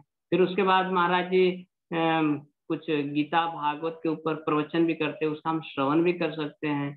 तो इस प्रकार से हम प्रातः काल का हम घर में भी कर सकते हैं। लेकिन इसके लिए सबसे महत्वपूर्ण है कि जैसे सबसे बड़ी तपस्या कलयुग में क्या है ना, कलयुग में तो कुछ तपस्या नहीं कहा गया, केवल हरि नाम लेने के लिए बोला गया है कि हरिर नाम एव केवलम कलौ नास्ते व नास्ते व गतिरन्यथा। केवल हरिनाम से ही हम इस कलयुग के जो प्रवाह है, कलयुग से हम मुक्त हो सकते हैं, संसार के जन्म मृत्यु के चक्र से मुक्त हो सकते हैं। और इसके हरिनाम के बिना और कोई उपाय नहीं है। तो कलयुग में हम हरिनाम भी नहीं ले पाते हैं ना, देखो कितनी बड़ी तपस्या है, कितना सरल है केवल हरिनाम लेना, लेकिन हरिनाम नहीं ले पाते हैं। क्यों? क्योंकि हमें एक बीमारी हो गई जिसको भव रोग बोलते हैं, भव रोग, कि हम इस संसार के आदी हो गए। जैसे कई सारे लोग मिलेंगे, उनको बोलो अरे हम जन्म मृत्यु के चक्र में पड़े हुए हैं, हमें आदि दैविक, आदि भौतिक, आदि आध्यात्मिक कष्ट हमारे जीवन में आ रहे हैं, जन्म मृत्यु जरा व्याधि है, तो बोलते हैं इससे क्या फर्क पड़ने वाला है, कोई प्रॉब्लम नहीं है, सब तो ठीक है। क्योंकि वो इस संसार के आदी हो गए, जन्म मृत्यु के आदी हो गए, इस संसार के कष्ट को झेलने के आदी हो गए, इसलिए वो उनको एक नॉर्मल लाइफ लगता है ना, वो कष्ट भी नॉर्मल लगता है, पार्ट ऑफ लाइफ बोलते हैं, वो कष्ट भी है। तो हमें हरिनाम लेने में रुचि नहीं है, क्योंकि रूप गोस्वामी बताते हैं कि जिस प्रकार से किसी को पीलिया हो जाती है तो उसको मीठा अच्छा नहीं लगता, उसको मिश्री अच्छा नहीं लगता है, जबकि मिश्री मीठा होता है, लेकिन वो मिश्री भी उसको कड़वा लगता है। क्यों? क्योंकि उसको पीलिया रोग हो गया, उसके जिह्वा के ऊपर जो है पीलिया का प्रभाव हो गया है, कड़वापन आ गया है। लेकिन उसका समाधान क्या है? तो रूप गोस्वामी बोलते हैं कि मिश्री खाना ही समाधान है, मीठा खाना ही समाधान है। जब वो मिश्री खाते हैं तो उसकी पीलिया जो है धीरे धीरे समाप्त होने लगती है और उसके जिह्वा के ऊपर कड़वापन जाता है और उसके जिह्वा के ऊपर स्वाद आने लगता है। तो ठीक उसी प्रकार से रूप गोस्वामी बोलते हैं कि हमें नाम लेने में रुचि नहीं आती है, लेकिन उसका इलाज नाम लेना ही है। शुरुआत में हमें अनिच्छा पूर्वक नाम लेना है। वैदिक भक्ति क्या है कि गुरु की, वैष्णव की और भगवान की प्रसन्नता के लिए अनिच्छा पूर्वक भक्तिमय अंगों को संपन्न करना। हाँ, ना सुबह में उठने की इच्छा नहीं होती है, नींद कितनी अच्छी लगती है, नहीं, कृष्ण को प्रिय है, गुरु को प्रिय है। हाँ, वैष्णव लोग बोल रहे हैं, उनको बहुत अच्छा लगेगा कि हम ब्रह्म मुहूर्त में उठे, इसलिए हमें उठना है। नाम जब अच्छा नहीं लगता, करना है। मॉर्निंग प्रोग्राम अच्छा नहीं लगता, करना है, प्रसन्नता के लिए। तो जब हम ये भक्ति के अंग को करेंगे, नाम लेने लगेंगे, तो लेते लेते क्या है, हमारी जो बीमारी है, ये जो भव रोग है, धीरे धीरे जाने लगेगा और हमारे अंदर नाम में रुचि आ जाएंगे। तो हम सभी लोग इस स्टेज से गुजरते हैं ना। हम शुरुआत में आदो श्रद्धा साधु संग ना, हमारे अंदर कुछ श्रद्धा रहती है तो हम किसी भक्त के संपर्क में आते हैं, फिर उनसे हम श्रवण करते हैं, नाम की महिमा सुनते हैं, तो फिर वो बोलते हैं आप नाम जप करो, कुछ उच्चारण करो, तो फिर हम लोग शुरुआत करते हैं, एक माला जप करते हैं।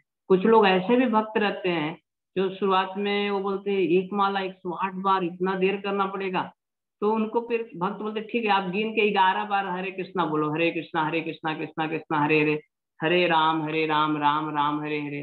तो जब वो 11 बार बोलते हैं, फिर उनको अगले बार बोलते हैं अच्छा आप जप कर रहे हैं, हाँ मैं 11 बार ले रहा हूँ, तो फिर उनको बोलते ठीक है अभी आप 21 बार लीजिए। फिर बोलते उनका बर्थडे आया तो बोलते अरे कम से कम 1 माला जप किया करो, फिर 2 माला किया करो। धीरे धीरे फिर ऐसा आ जाता है कि वही भक्त जो शुरुआत में क्या बोलता है कि 108 बार बोलना है, एक माला इतना बड़ा लंबा लगता है कि कितने किलोमीटर का वो माला है, हाँ वो इस प्रकार से बोलते हैं। लेकिन वही भक्त जब नाम जप करने लगते हैं और धीरे धीरे उनके अंदर नाम के प्रति श्रद्धा, नाम के प्रति रुचि, नाम के प्रति जो है आस्वाद जो है बढ़ने लगते हैं, और वही नाम उनको फिर बहुत रसगुल्ले रसमलाई की तरह मीठा लगने लगता है।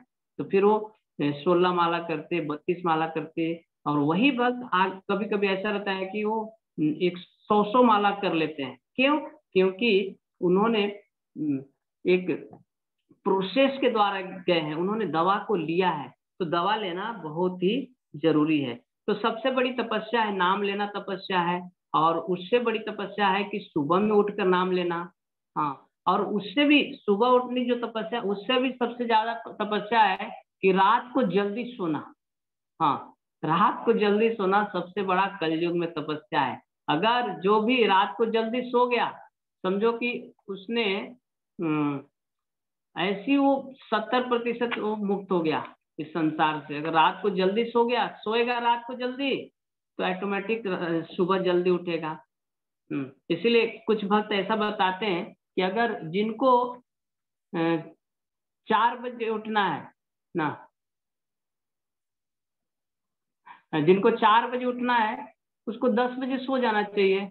जिनको 3 बजे उठना है उसको 9 बजे सो जाना चाहिए। जो भक्त 2:30 बजे उठना चाहते हैं 8:30 बजे सो जाना चाहिए। क्योंकि हम अभी शारीरिक के अवस्था पे, हमारी शारीरिक जो नीड्स है उसको पूरा करना पड़ेगा। नींद है, प्यास है, भूख है, इसको हम इग्नोर नहीं कर सकते हैं। तो हमारी जो शरीर की जितनी विश्राम करने की आवश्यकता है उसको हमें प्रचुर मात्रा में देना चाहिए। कुछ भक्त है 5 घंटे सोकर वो उनकी नींद ठीक हो जाती है, पूरी हो जाती है। कुछ भक्त को 6 घंटे लगते हैं, और कुछ भक्त जो बहुत परिश्रमी होते हैं, मेहनत करते हैं, उनको 7 घंटे भी लग सकता है ना। कुछ सतुगुण में रहते हैं तो उनको कम लगता है। कुछ लोग जो है तमोगुण में रहते हैं तो उनको थोड़ा ज्यादा लगता है। तो अपने हिसाब से, लेकिन कम से कम ऐसी हमें दिनचर्या बनाना चाहिए कि रात को हम 6 घंटा बहुत रिलैक्स शांति से विश्राम करें, और सुबह उठकर हम अपना साधना कर सकते हैं। तो जो भक्त गृहस्थ हैं, ये तो उनके लिए काफी समस्या जाती है। समस्या तो सबको जाता है, लगता होगा ये ब्रह्मचारी लोग को तो क्या कोई है नहीं, आगे न पीछे, न ऊपर न नीचे। नहीं, ऐसा नहीं है। हम लोग को भी प्रोग्राम रहते हैं, प्रचार रहता है तो लेट होता है ना। संडे फिस्ट रहते हैं, संडे फिस्ट रहता है तो हम लोग को भी लेट होते हैं, प्रोग्राम लेट तक चलता है, 10 बज जाते हैं, सोते सोते 11 बज जाता है। कभी कभी कुछ प्रोग्राम रहते तो कभी कभी 12 भी बज जाते हैं सोने के लिए। तो समस्याएं, तकलीफ हर एक आश्रम में है। ब्रह्मचारी आश्रम में भी है, गृहस्थ आश्रम में भी है, वानप्रस्थ आश्रम में भी है और संन्यास आश्रम में भी है। लेकिन डिपेंड करता है हमारे ऊपर कि हम उसको कैसे लेते हैं, हम अपने जीवन शैली को कैसे नियोजित करते हैं, जिससे कि हम प्रातः काल जल्दी उठ सके, जल्दी सो सके।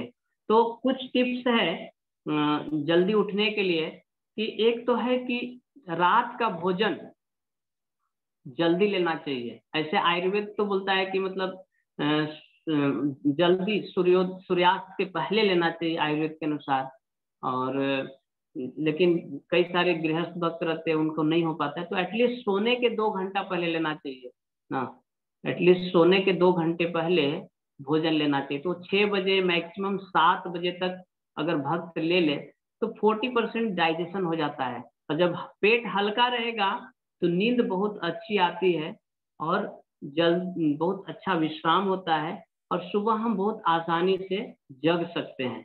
अन्यथा अगर हम रात को लेट ले रहे हैं और लेट में भी ना बहुत हेवी ले रहे हैं ना, खीर भी ले लिया, पूरी भी खा लिया, आलू दम भी खा लिए, अगर हेवी खा लिए तो वो तो पेट भारी हो जाएगा, वो पचेगा नहीं, नींद भी अच्छी नहीं आएंगी और जल्दी उठ भी नहीं पाएंगे। अगर आप जबरदस्ती उठ गए तो आप जब में नींद आएगी ना, शरीर दुखेगा, तकलीफ देगा। इसलिए जल्दी खाना चाहिए, हल्का खाना चाहिए, सुपाच्य खाना चाहिए। कभी कभी अगर लेट हो गया तो हल्का लेना चाहिए, गरम गरम लेना चाहिए, जिससे कि जल्दी पच जाए। तो कुछ है जल्दी सोना, पर्याप्त नींद लेना, जिससे कि हम साधना में सो ना पाए, तो आप आसानी से हम जग सकते हैं।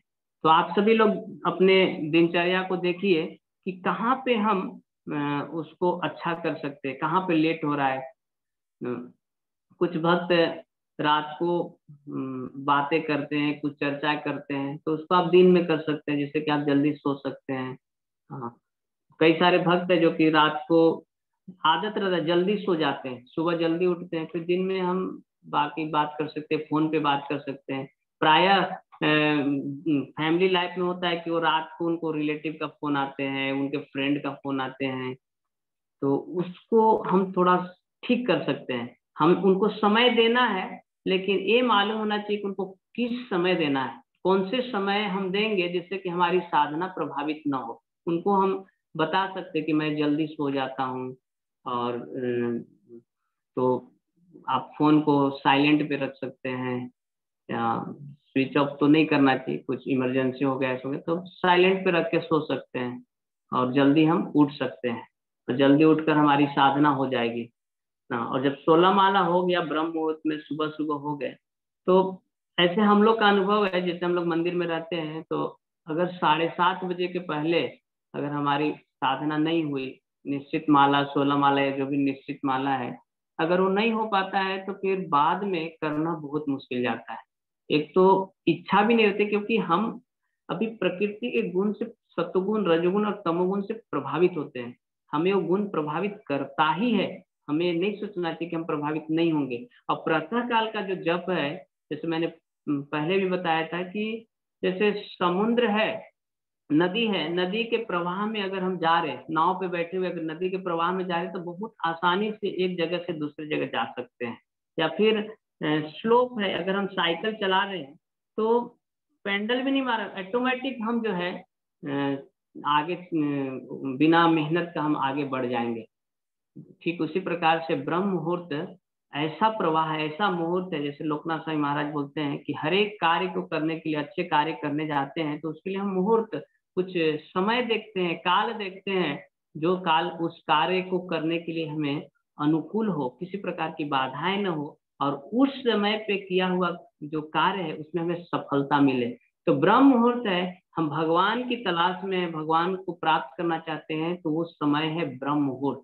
हाँ, जिस समय हम भगवान से अपना संबंध को स्थापित कर सकते हैं। तो ऐसा देखिए कि भक्त लोग जल्दी उठने का प्रयास करना चाहिए। और कुछ अगर समस्या आ रहे हैं तो आप अपने काउंसलर से या वरिष्ठ भक्तों से मार्गदर्शन ले सकते हैं। हाँ, और अभी तो लॉकडाउन है, ये सब है, तो बहुत आसानी से अभी तो अभ्यास कर सकते हैं, धीरे धीरे धीरे धीरे करना।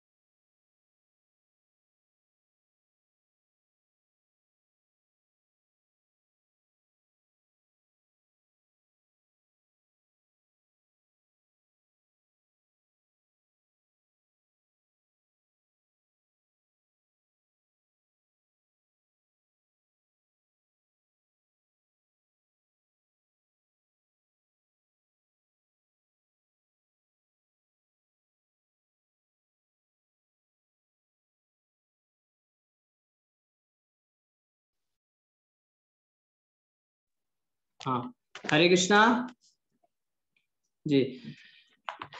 तो ये बोल रहे थे कि घर में आप शॉर्ट में उसको जल्दी जल्दी कर सकते हैं और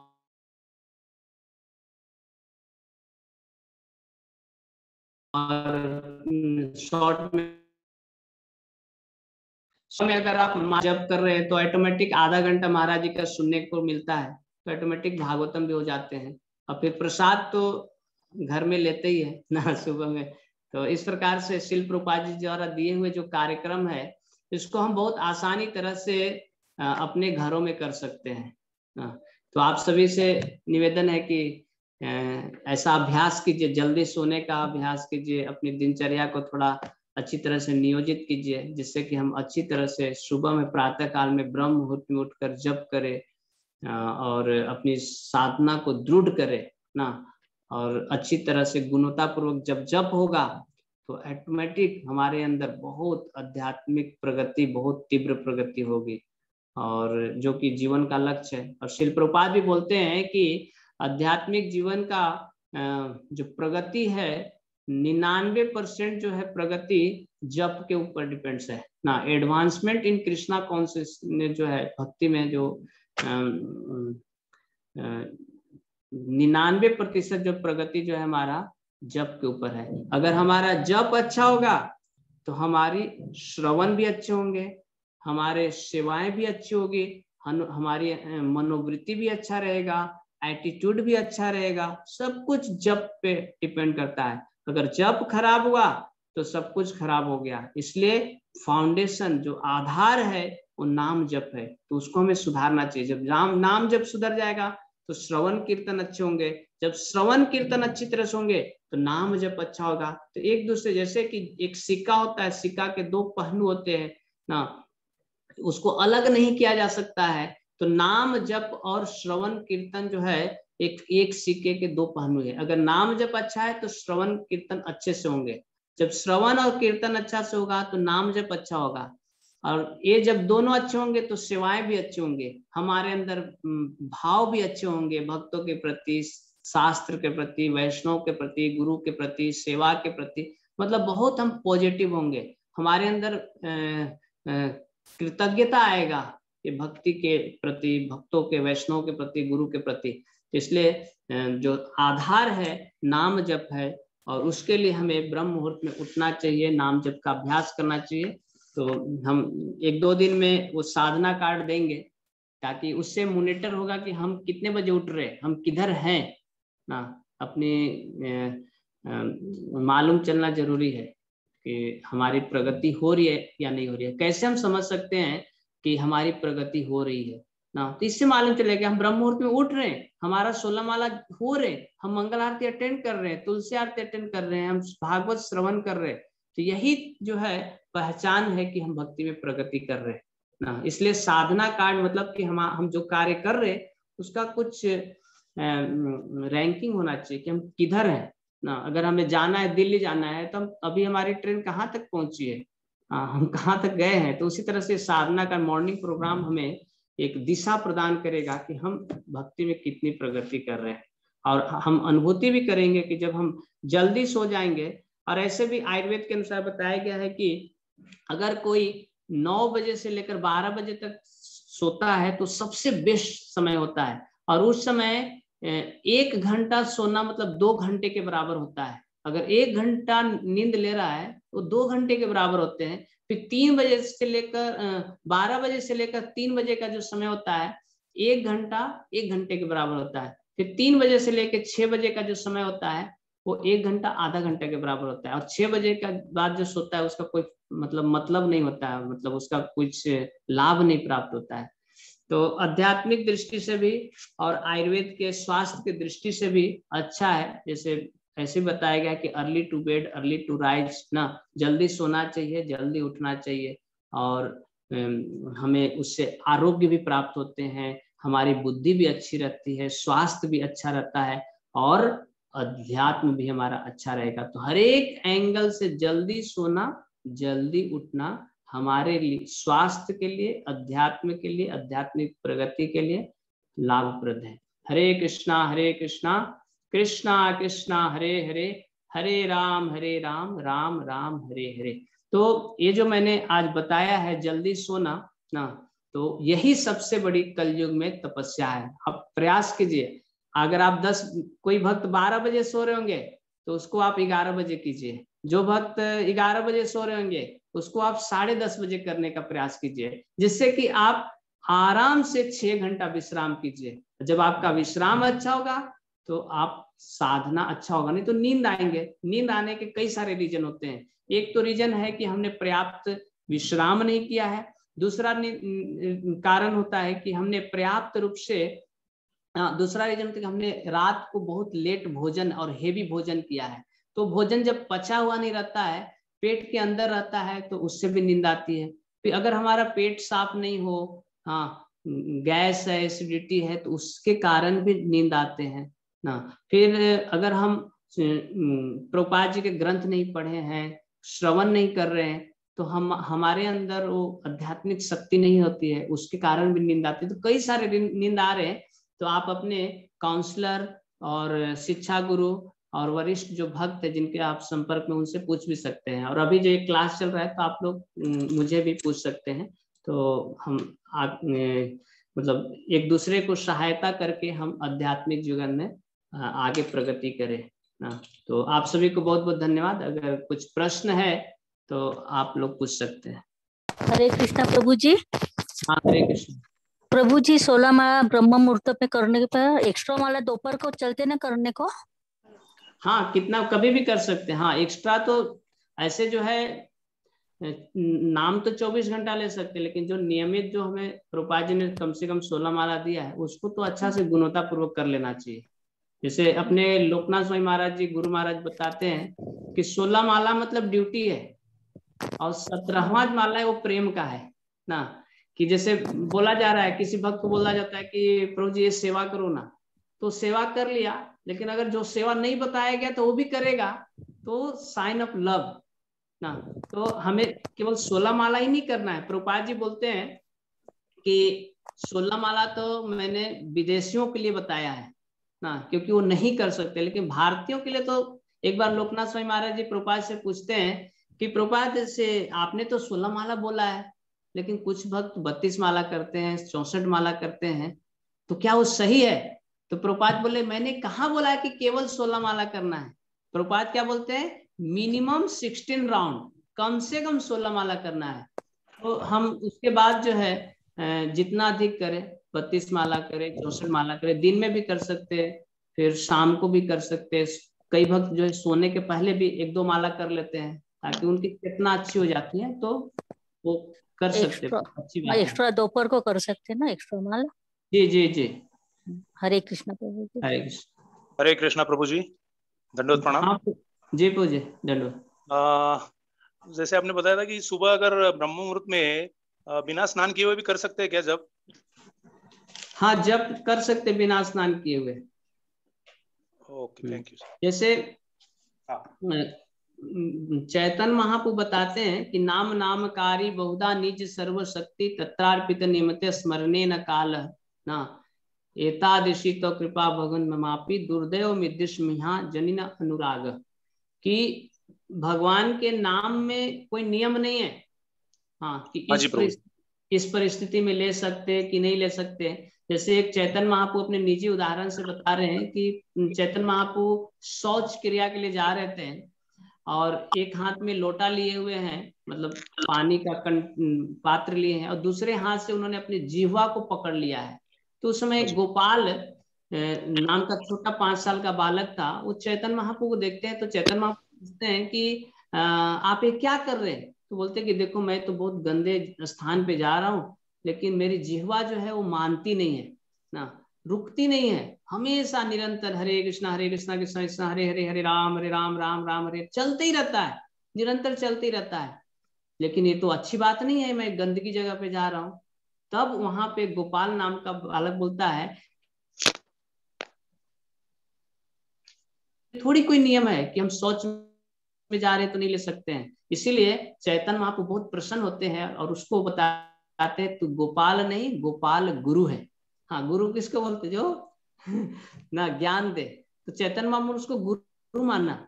तो नाम जो है हम हर एक परिस्थिति में ले सकते हैं, जैसे, लेकिन इसका मतलब ये नहीं है कि हमें आदत बना लेना चाहिए कि बिना स्नान का ही जप करना है। अलग अलग परिस्थिति, जैसे वो माता जी बोले हम 2 बजे उठ गए, उसमें हम स्नान नहीं कर सकते, तो आप जप कीजिए। कई सारे भक्तों को स्वास्थ्य का प्रॉब्लम होता है कि उठते बराबर उनका पेट साफ नहीं होता, जिसके कारण वो स्नान नहीं करते, तो हाथ पैर धोकर वो नाम जप शुरू कर सकते हैं। हाँ, और उसके बाद फिर वो स्नान करके फिर जप कीजिए। हाँ, तो प्रभु जी, थैंक यू, धन्यवाद। परिस्थिति के अनुसार लेकिन जप कर सकते हैं। हाँ हाँ प्रभु जी, नहीं कभी प्रवास में है या कभी कोई पानी का इशू है, इसके लिए मैंने पूछा कि अगर उसके अलावा बिल्कुल बिल्कुल। हाँ हाँ, धन्यवाद धन्यवाद। जी जी बोल। हाँ माता जी, दंडवत प्रणाम। वॉकिंग करते समय जब किया तो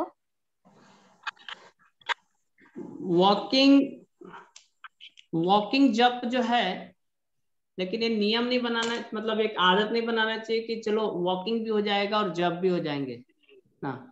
जैसे आप 16 माला जप करते हैं तो कुछ माला बैठ के करो, और दोनों का समय क्या होता है, प्रॉब्लम ये होते हैं कि साधना का समय है और शरीर का जो स्वास्थ्य का जो समय है, जो ये करना है, वॉकिंग करना है, वो समय एक साथ ही आ जाता है। तो उस परिस्थिति में एटलीस्ट जो है हम 8 माला 12 माला हम बैठ के करें, 4 माला चलो ठीक है हम वॉकिंग करते हुए कर ले, तो फिर इसके बाद हम अलग से कर सकते हैं। लेकिन कई सारे भक्त क्या करते हैं कि 16 माला 16 माला वॉकिंग में करते हैं। तो जैसे अगर आप बैठ के जप कर रहे हैं तो बैठना जो है सतगुण का लक्षण है। सतगुण जप होता है बैठकर, और चल कर जो होता है वो रजगुण होता है, और सोते सोते जो जप करते हैं उसको तमोगुण कहते हैं। कि कई सारे भक्त जप करते करते सो जाते हैं तो तमोगुण में चले गए। तो ध्यान पूर्वक जो जप कब होगा, जब हम भक्तों के साथ में या तुलसी महारानी के सामने बैठ के जप करेंगे ना। लेकिन अगर वो मजबूरी है कि हमें स्वास्थ्य के लिए थोड़ा वॉकिंग करना है, तो आप वॉकिंग करते हुए अच्छी तरह से जप कीजिए, उसको सुनने का प्रयास कीजिए। हाँ, हरे कृष्णा कृष्णा कृष्णा हरे हरे, हरे राम राम राम हरे हरे। और वो आप कहाँ कर सकते हैं, आप गार्डन में जाके मत कीजिए, अपने घर में ही कुछ बरामदे में छत के ऊपर आप करेंगे, जहाँ पे किसी प्रकार का डिस्टरबेंस नहीं है। अगर बाहर जा रहे, कुछ लोग सड़क पे ना चल रहे हैं और जप कर रहे हैं, तो ध्यान पूर्वक जप नहीं होगा, तो उसको अवॉइड करना चाहिए। लेकिन स्वास्थ्य को देखते हुए कुछ माला हम कर सकते हैं, और अगर अच्छा हो, बेटर हो कि अगर उस वॉकिंग जप को हम एक्स्ट्रा में गिन ले। आणि तुलसी परिक्रमा करते हुए क्या किया तो तुलसी परिक्रमा वो बहुत अच्छा है। मैं 1 माला करती परिक्रमा, तुलसी परिक्रमा। हाँ, वो बहुत अच्छी बात है, तुलसी का परिक्रमा करते कर सकते हैं, 1 माला क्या 4 माला भी कर सकते हैं, उससे जो बहुत ज्यादा लाभ मिलेंगे। मैं 1 माला करती हूँ। जी जी, अच्छी बात है। हरे कृष्णा, दंडवत प्रणाम प्रभु। आप अभी अमृत वेला के बारे में बता रहे थे, लेकिन वो टॉपिक बीच में रह गया ऐसा हमें लगता है, ब्रह्म मुहूर्त और अमृत वेला। तो वो अमृत वेला का क्या है, और उस टाइम पीरियड में जपा मतलब करना चाहिए या करना तो कभी भी चाहिए, लेकिन उसका इम्पैक्ट, उसका फर्क क्या, मतलब क्या बोलेंगे, उसका महत्व होता है क्या अलग से? हरे कृष्णा। जैसे हाँ, ब्रह्म मुहूर्त लगभग 4 3:30 में भी कहीं पे बताया, 3:30 में ऐसा ब्रह्म मुहूर्त शुरू होता है। कहीं पे लोग बोलते हैं कि 4:10 में शुरू होता है। कुछ लोग बोलते हैं कि ब्रह्म मुहूर्त जो है सूर्योदय के 3 घंटे पहले शुरू होता है। कुछ लोग बोलते हैं कि 48 मिनट पहले शुरू होता है। लेकिन एक तो है कि ब्रह्म मुहूर्त के पहले जो अमृत वेला है उसमें जप और अच्छा होता है। अगर आप 3:30 बजे जप कर रहे, 3 बजे कर रहे, या मंगल आरती के पहले का जो जप होता है उसकी गुणवत्ता अलग होती है, मंगल आरती के बाद की गुणवत्ता अलग होती है, तो प्रभावित तो होता है। और ये देखिए हमारे परंपरा के अंतर्गत ही है। अगर आप देखेंगे कि हमारे जो गोस्वामी है, वृंदावन के जो गोस्वामी है, रूप गोस्वामी, सनातन गोस्वामी, उनकी आप दिनचर्या देखें तो कितने बजे उठ जाते थे? 2 बजे उठ जाते थे, और 2 बजे उठकर फिर वो नाम जप शुरू करते थे। भक्ति विनोद ठाकुर के बारे में देखेंगे, वो भी ब्रह्म मुहूर्त में बहुत जल्दी उठ जाते थे। तो कई सारे आचार्यों ने किया है और वृंदावन में कई सारे भक्त हैं जो आज भी उठ के करते हैं। तो उस समय का बेला में बहुत जल्दी सिद्धि मिलती है, उसको सिद्धि बेला भी बोलते हैं। अमृत बेला को सिद्धि बेला भी बोलते हैं कि अगर आप जल्दी उठकर जप करते हैं तो नाम में बहुत जल्दी निष्ठा और प्रेम प्राप्त होता है। ठीक है। हाँ, हरे कृष्णा। यस प्रभु, थैंक यू। हरे कृष्णा। हाँ, हरे कृष्ण।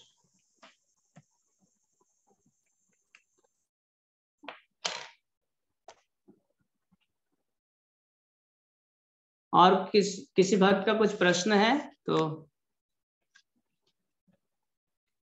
या कुछ अगर आपको बताना होगा तो बता भी सकते हैं। हरे कृष्ण प्रभु जी। हरे कृष्ण प्रभु जी। जी जी।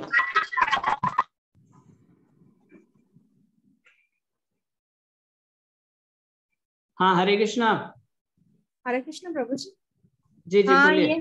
हाँ, हम कह रहे थे एक साधक के लिए जैसे चाय को व्यसन माना गया है, तो फिर जिसको जैसे चाय के बगैर जैसे कोई रह नहीं सकता है, तो उसके लिए क्या उपाय है कि वो साधना में अगर वो चीज बाधक है तो उसको उससे कैसे मतलब छोड़े चाय को कैसे छोड़ चाय को। हाँ, जैसे हम साधना में रहते हैं तो इसे माना जाता है कि ये एक व्यसन का रूप ही है। चाय नहीं लेना चाहिए, लेकिन कोई अगर व्यक्ति बाहर जाता है या जो हार्ड वर्कर है और जिसको ऐसे लगता है कि अगर हम चाय नहीं पीते हैं तो हमारी नींद नहीं खुलती है या वो हमारा शरीर सक्रिय नहीं हो पाता है काम के लिए या साधना के लिए, किसी के ऐसे विचार भी हैं।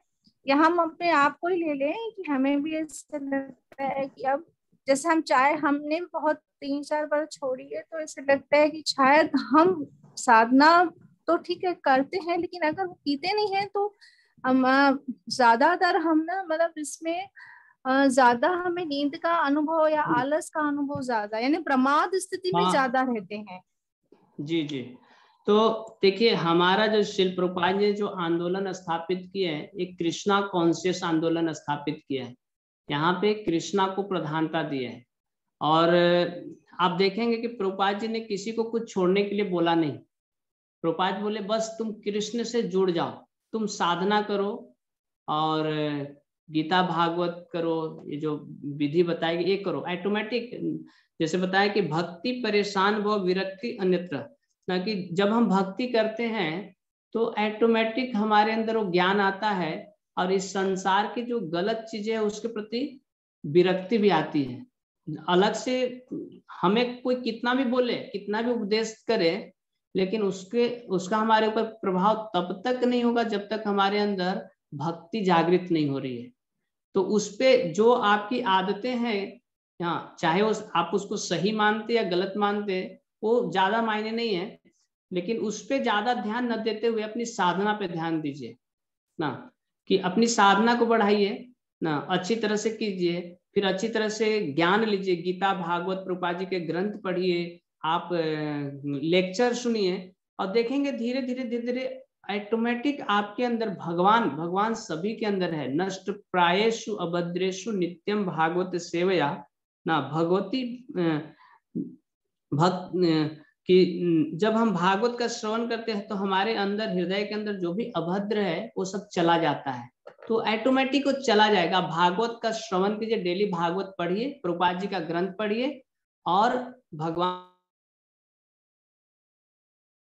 में नाम जप अच्छा से कीजिए, हाँ, प्रसाद पाइए। बाकी आप चाय पीते हैं, प्याज लहसुन खाते हैं, उस पे आप ध्यान मत दीजिए, नाम जप अच्छा कीजिए और प्रभुपाद जी का ग्रंथ पढ़िए और साधना पे ध्यान दीजिए, तो आप ऑटोमेटिक भगवान हमारे हृदय में भी बोलेंगे ये तो नहीं खाना चाहिए, ऑटोमेटिक जो है ये हो जाएगा, मतलब उसके प्रति ऑटोमेटिक वो छूट जाएगा। अब देखिए, प्रभुपाद जी ने पाश्चात्य देश में प्रचार किए, प्रभुपाद जी ने थोड़ी बोला ना, प्रभुपाद जी मना भी नहीं किए। एक हाथ में गीता लेते थे तो दूसरे हाथ में लोग शराब पीते थे, माला जप कर रहे हैं, फिर भी वो कुछ गलत कर रहे हैं, प्रभुपाद जी ने बोला नहीं। वो जब आप दवा लेंगे तो ऑटोमेटिक बीमारी जाएगी, तो साधना पे ध्यान दीजिए, ऑटोमेटिक आपका जो भी आपका समस्या है या आप चाहते हैं ना, तो अवश्य भगवान आपकी इच्छा को पूरा करेंगे। अगर प्रामाणिकता है तो आपको प्रामाणिक गुरु भी मिलेंगे और प्रामाणिक मार्ग भी मिलेगा, और भगवान जो है आपकी इच्छा, आप कृष्ण को प्राप्त करना चाहते हैं, वो बाधा है आपके हृदय से, वो बाधा को निकाल देंगे। ठीक है, हरे कृष्णा प्रभु। हाँ हरे कृष्णा। दंडक प्रणाम प्रभु। हम जब जपा करते हैं ना, तो जपा तो करते हैं, लेकिन कभी कभी हमें लगता है ओनली मुंह से मंत्र बोलते हैं ना, ऐसे बोलते रहते हैं, उसका भाव जो बोलते हैं।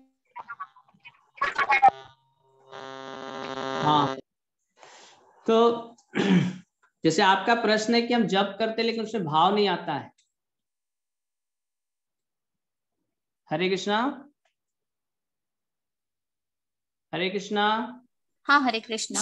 हमें वही कहना था कि हाँ, चैंटिंग करते रहते, दिन भर मुंह में भगवान जी का नाम आता ही रहता है, हरे कृष्ण महामंत्र बोलते ही रहते हैं 16 माला के बावजूद भी, लेकिन वो जो हर मंत्र के पीछे जो भगवान का भाव आना चाहिए वो नहीं आता। तो कभी कभी हमें लगता है वर्चुअली, जैसे बोलते हैं ना, हम किसी को बुलाते हैं ऐसे ही नाम, तो ये नाम का कुछ मतलब मुझे कहना है कि ये नाम लेना अयोग्य है या योग्य है? हरे कृष्णा। देखिए, वो धीरे धीरे वो भाव जो है तुरंत आता नहीं है। जैसे बताते हैं कि जैसे राधा गोविंद महाराज बताते हैं कि जो बीज है, बीज को आप सीधा बो या टेढ़ा बोलो, कैसे भी उसको जमीन में डाल दो, वो अंकुरित होता ही, उसमें से फसल आते ही है। उसी प्रकार से नाम जो है कैसे भी लो, अभी इच्छा नहीं है लेकिन नाम लो। लेकिन शिल प्रभुपाद जी जैसे बोलते हैं कि अटेंटिव चैंटिंग, अटेंटिव ध्यान पूर्वक जप का मतलब कि आप जप के समय जप करो और उसको सुनने का प्रयास करो ना, सुनने का प्रयास करो। हाँ, अगर उसमें भी मन इधर उधर भाग रहा है तो आप जोर जोर से बोलो, भगवान के तस्वीर को देखते हुए जप करो या महामंत्र को देखते हुए जप करो। इस तरह से भक्तों के संग में करो, तुलसी महारानी का दर्शन करते हुए इस तरह से जप करो। तो जब करने लगेंगे धीरे धीरे धीरे जो है नाम ही जो है रूप भी प्रकट करता है, नाम ही जो है अपना गुण लीला धाम सभी प्रकट करते हैं। जैसे परम पूज्य लोकनाथ स्वामी महाराज बताते कि नाम से धाम तक, अलग से धाम प्राप्ति करने के लिए कुछ करना नहीं, साधन नाम ही है। हाँ, साधन नाम ही है, नाम के सिवाय कुछ है नहीं।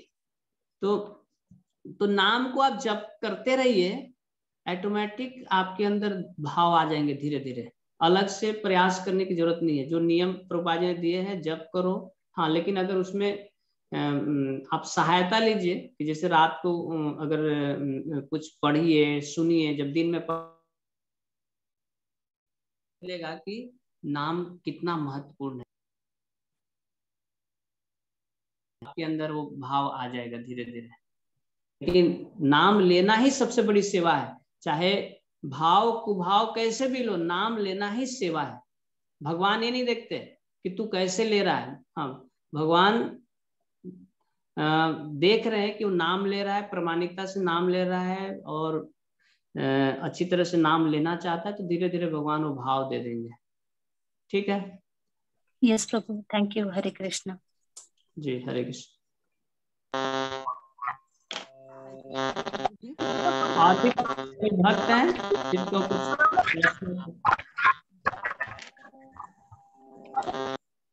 हरे कृष्णा। जब हम कभी जाते हैं या किसी के घर जाते हैं तो वो लोग भगवान को मतलब भोग नहीं लगाते, तो ऐसी स्थिति में हमें क्या करना चाहिए? या शादी में जाएं तो भले हम वहाँ बिना प्याज का कुछ खा रहे हैं, तो हमें तो हर चीज बोलते हैं भगवान को ऑफर करके खाना है, तो ऐसी स्थिति में क्या करा जाए?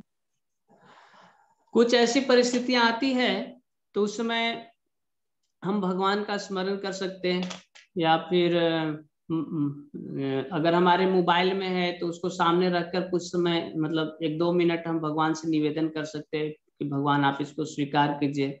लेकिन अगर वो भी नहीं कर सकते हैं तो मानसिक रूप से महामंत्र का उच्चारण करते हुए आप नाम को ही भोग लगा सकते हैं, कि नाम भगवान है ना, अभिनित्वा नाम नामनम। तो उस परिस्थिति में भगवान से प्रार्थना कीजिए, आपकी जो ठाकुर जी, घर पे ठाकुर जी या जब आपके विग्रह है उनको भी निवेदन कर सकते हैं, भगवान आप इसको स्वीकार कीजिए। हाँ, आप इसको ना भगवान को अर्पित कीजिए, मानसिक रूप से अर्पित कीजिए, भगवान का मंत्र का उच्चारण करते हुए लीजिए, तो भगवान उसको स्वीकार करेंगे। कुछ समय परिस्थितियां होती है तो उसको तो अवॉइड नहीं कर सकते हैं, तो इस प्रकार से कर सकते हैं। धन्यवाद। हरे कृष्ण प्रभू जी। हाँ, हरे कृष्ण प्रभू जी।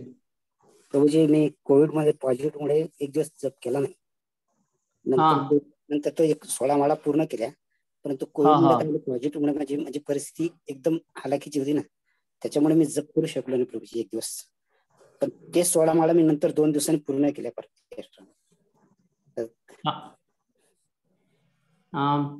तो थोड़ा जोर से बोलेंगे, आवाज पूरी क्लियर नहीं आ पाई। हाँ, हरी बोल। एक दिवस मी काय झालं प्रभूजी, पॉझिटिव्ह असल्यामुळे कोविड मध्ये ऍडमिट होतो, त्यामुळे एक दिवस मी जप करू शकलो नाही 16 माळा जी। ते 2 दिवसांनी तो पूर्ण केल्या, ज्यावेळेस परिस्थिती त्यावेळेस एक्स्ट्रा।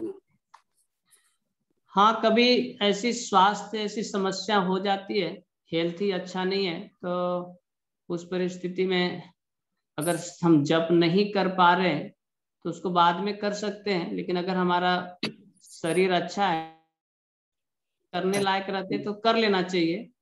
और तीन लेक्चर पर फिर अटेंड नहीं कर सका कोविड के आपके। वो 3 टाइम में हॉस्पिटल में एडमिट था मैं।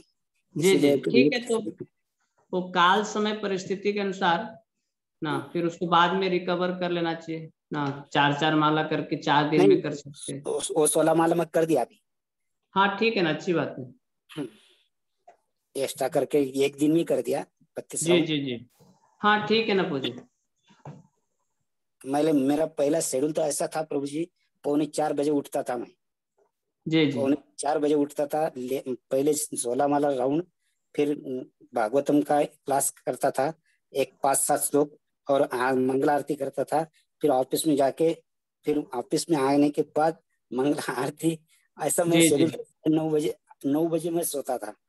जी जी, अभी पॉजिटिव अभी सब बेकार हो गया। फिर से कोरोना ने अस्त व्यस्त किया, फिर से उसको ठीक कर दीजिए, चैतन्य महाप्रभु के करुणा के द्वारा उसको ठीक कीजिए। जी, भगवान की कृपा से, गौर निताई की कृपा से अच्छे हुआ है। गौर निताई की सेवा करता हूँ मैं हर दिन। गौर निताई है बहुत अच्छा, बहुत अच्छा। गौर निताई की कृपा से। नेक्स्ट और कौन है? मंजू सेठी। हरे कृष्णा। हरि बोल। हाँ, और कौन, किसी का प्रश्न है? श्रीकांत को पूछ लिया प्रभु जी, उन्होंने प्रश्न पूछ लिया मंजू से। तो अभी हम यहाँ पे रुक जाते हैं, 4 बज गया है। जूम आईडी का बता दो। हाँ, तो सभी भक्तों से एक बोलना था कि अपने नाम के पहले शहर का नाम, सिटी का नाम, या जिस मंदिर से जुड़े हुए उस मंदिर, मतलब जैसे अगर पुणे से तो पुणे, नागपुर, अमरावती, अपने नाम के पहले लिखेंगे तो अटेंडेंस को रिकॉर्ड करना अच्छा है। और दूसरा है कि एक ही भक्त का 2-3 बार वो नाम दिख रहा है, शायद 2-3 मोबाइल। तो अगर एक ही फैमिली से है और 2-3 मतलब कैंडिडेट है तो अपना अलग अलग नाम लिख सकते हैं, ताकि आपका रिकॉर्ड हो। और अगर सपोज किसी फैमिली में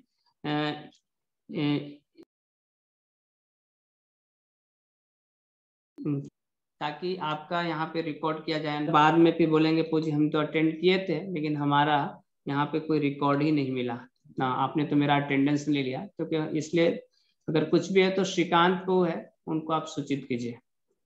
तो अभी हम यहाँ पे रुक जाते हैं। आप सभी भक्तों को बहुत बहुत धन्यवाद। और ये जो हमने मॉर्निंग प्रोग्राम के बारे में 64 अंक के बारे में चर्चा किया, वो उस स्वयं के अपने आध्यात्मिक जीवन लाभ के लिए मैंने किया हूँ, और आप सभी भी कीजिए और प्रार्थना कीजिए कि मैं भी अच्छी तरह से इसको करूँ, क्योंकि हम सभी का लक्ष्य वही है कि शीघ्र जो है भगवान को प्रसन्न करना है, उनको प्राप्त करना है। और उसके लिए साधन जो है ब्रह्म मुहूर्त अनुकूल समय है, साधन है ये जो प्रभुपाद जी के द्वारा दिए हुए मॉर्निंग प्रोग्राम, तो हम इसको अच्छी तरह से निष्ठा पूर्वक कर सके।